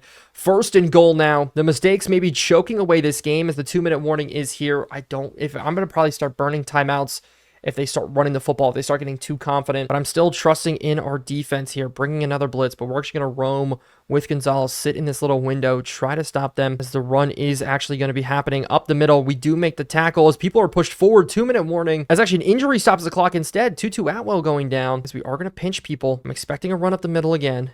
We're going to have to try to fill as it is going to be a run, and we almost have the ability to fill it in, but no, Kendall Milton gets in for the touchdown late, and we have to make a massive play here. We have to be able to make a play work for us to get down and win this football game. 2 horrible fumbles and returns. Jordan Marshall and Kadarius Toney coughing the ball up, and Blake Corum coughed the ball last game, so maybe that's going to be our fault this year. Maybe that's going to be the problem we're going to have to battle with because so far, we have 5 touchdowns, 1 interception as this kick is up and good. 3-point game separating late. We have to do enough to force this to overtime. And I'm trusting in Jordan Marshall. 1 fumble, right? Lightning doesn't strike twice. Hopefully we can get a solid return with him here up the middle. We're going to look to try to break it. We're going to take this to the outside a little bit, but a bad angle from us is going to lead to a tackle. So if we want to tie this up, we got to go the length of the field. Simple as this. We can't afford a turnover here. We're going to have to maybe force the ball in some tight windows if we want to get it to work. Linebacker reaching out, and he is going to run with Marshall. We're going to give him the ball, though, as it is just knocked down. Nice thing is we have all of our timeouts to work with. Jawan Johnson up the seam could come open here. Weird concept across the board as I see him. Slayton up the seam. Slayton's got the grab, and why does he keep getting lost in coverage?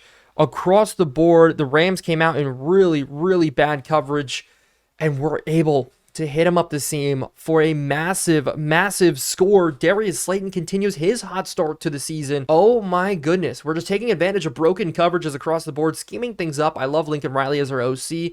As our DC, Bill Belichick has shown to be pretty decent so far, now that we're officially in his defense in that base 3-4 look. But oh my goodness, just burning St. Juiced as we're able to retake the lead late, doing exactly what we needed to do, and we need to put this field goal in. I'm focusing in so hard on extra points because it is now a 4-point game, 35-31. Put up 38 points last game. Our offense is showing off to be pretty hot, but they only have 2 timeouts here. With 1:40 left, we have to be able to make plays. We're going to sit. We know they're going to be passing. Man-to-man looks, zone looks, only rushing 3 or 4, and that's about it, as I'm expecting to go underneath as they throw across the body here. Simmons gets burnt by the tight end. The rookie making plays here. We're going to switch over to a zone look now, bring a little bit of a blitz, maybe try to force a bad throw, something with Baker and Jones there coming off the edge. Baker's going to be coming as they're going to go quick, and they hit him in the seam as it's a missed throw, actually. Huge job there. Christian Gonzalez celebrating like he did anything. I absolutely love it. I love that they got the corner mentality right in Madden as it is in real life, because sometimes you're looking at it, you're like, why are you celebrating? You did absolutely nothing. As it's man coverage again, and we're sitting on it, crossing route, actually out to the outside. They take advantage of Simmons again, but that one goes for nothing. As there they do burn a timeout. 3rd and 10. Continuing here, man-to-man looks. Simmons on the tight end. It's going to be interesting. They are going to try to maybe take advantage of it. Instead, go underneath, and we try to knock it out, but Lester, man-to-man with Nacua, couldn't get it able to work. It's just sitting. Same looks continuously. Guys shifting around. Good job adjusting. That's a problem that we've had in the past, as they do just spike this ball. 42 seconds left. So we are going to come out in just a cover 3 look. Simmons, the only linebacker sitting middle of the field here, is maybe some M routes. Let the passes go underneath. Rally and tackle. That's going to be the goal here, as it is actually caught. We're going to go to quarters. And this is where we're going to bring a little bit of pressure. We're actually going to sit middle of the field, though. Bring one of our guys back. That's going to be Bullard. Kind of roam this middle of the field. Hopefully the pressure can get there. As a 4 verticals concept has Jared Goff actually taking off down the field. We had a great opportunity there to get a sack, but with 11 seconds left, they do burn one.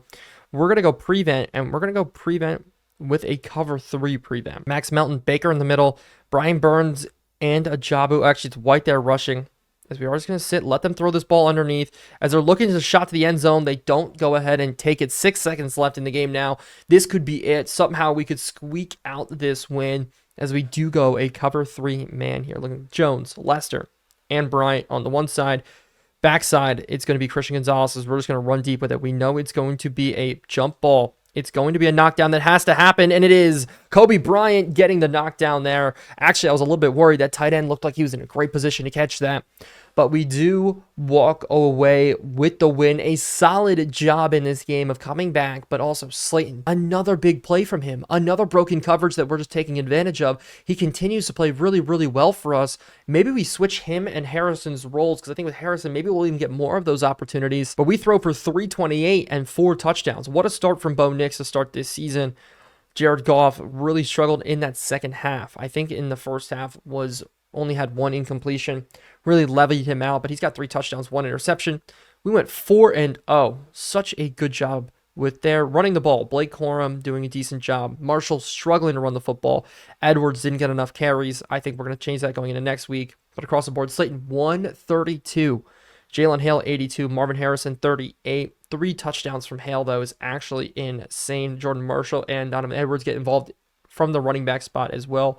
But running the ball, we got 4 pancake blocks there. We did allow 2 sacks defensively. Finally got our first interception of the year and 3 sacks in tow. Christian Gonzalez even coming in and getting 1 is beautiful. The only thing we need to worry about is the fumbles, man. The only thing that we need to stress out about is the issue with the fumbling. Good returns. Kadarius Toney will probably be back at returner. Punt returning, though, Marshall's going to keep his job. But that's going to be it for this episode. Thank you guys so much for watching. Make sure to like and subscribe if you did enjoy. And I will see you in the next one.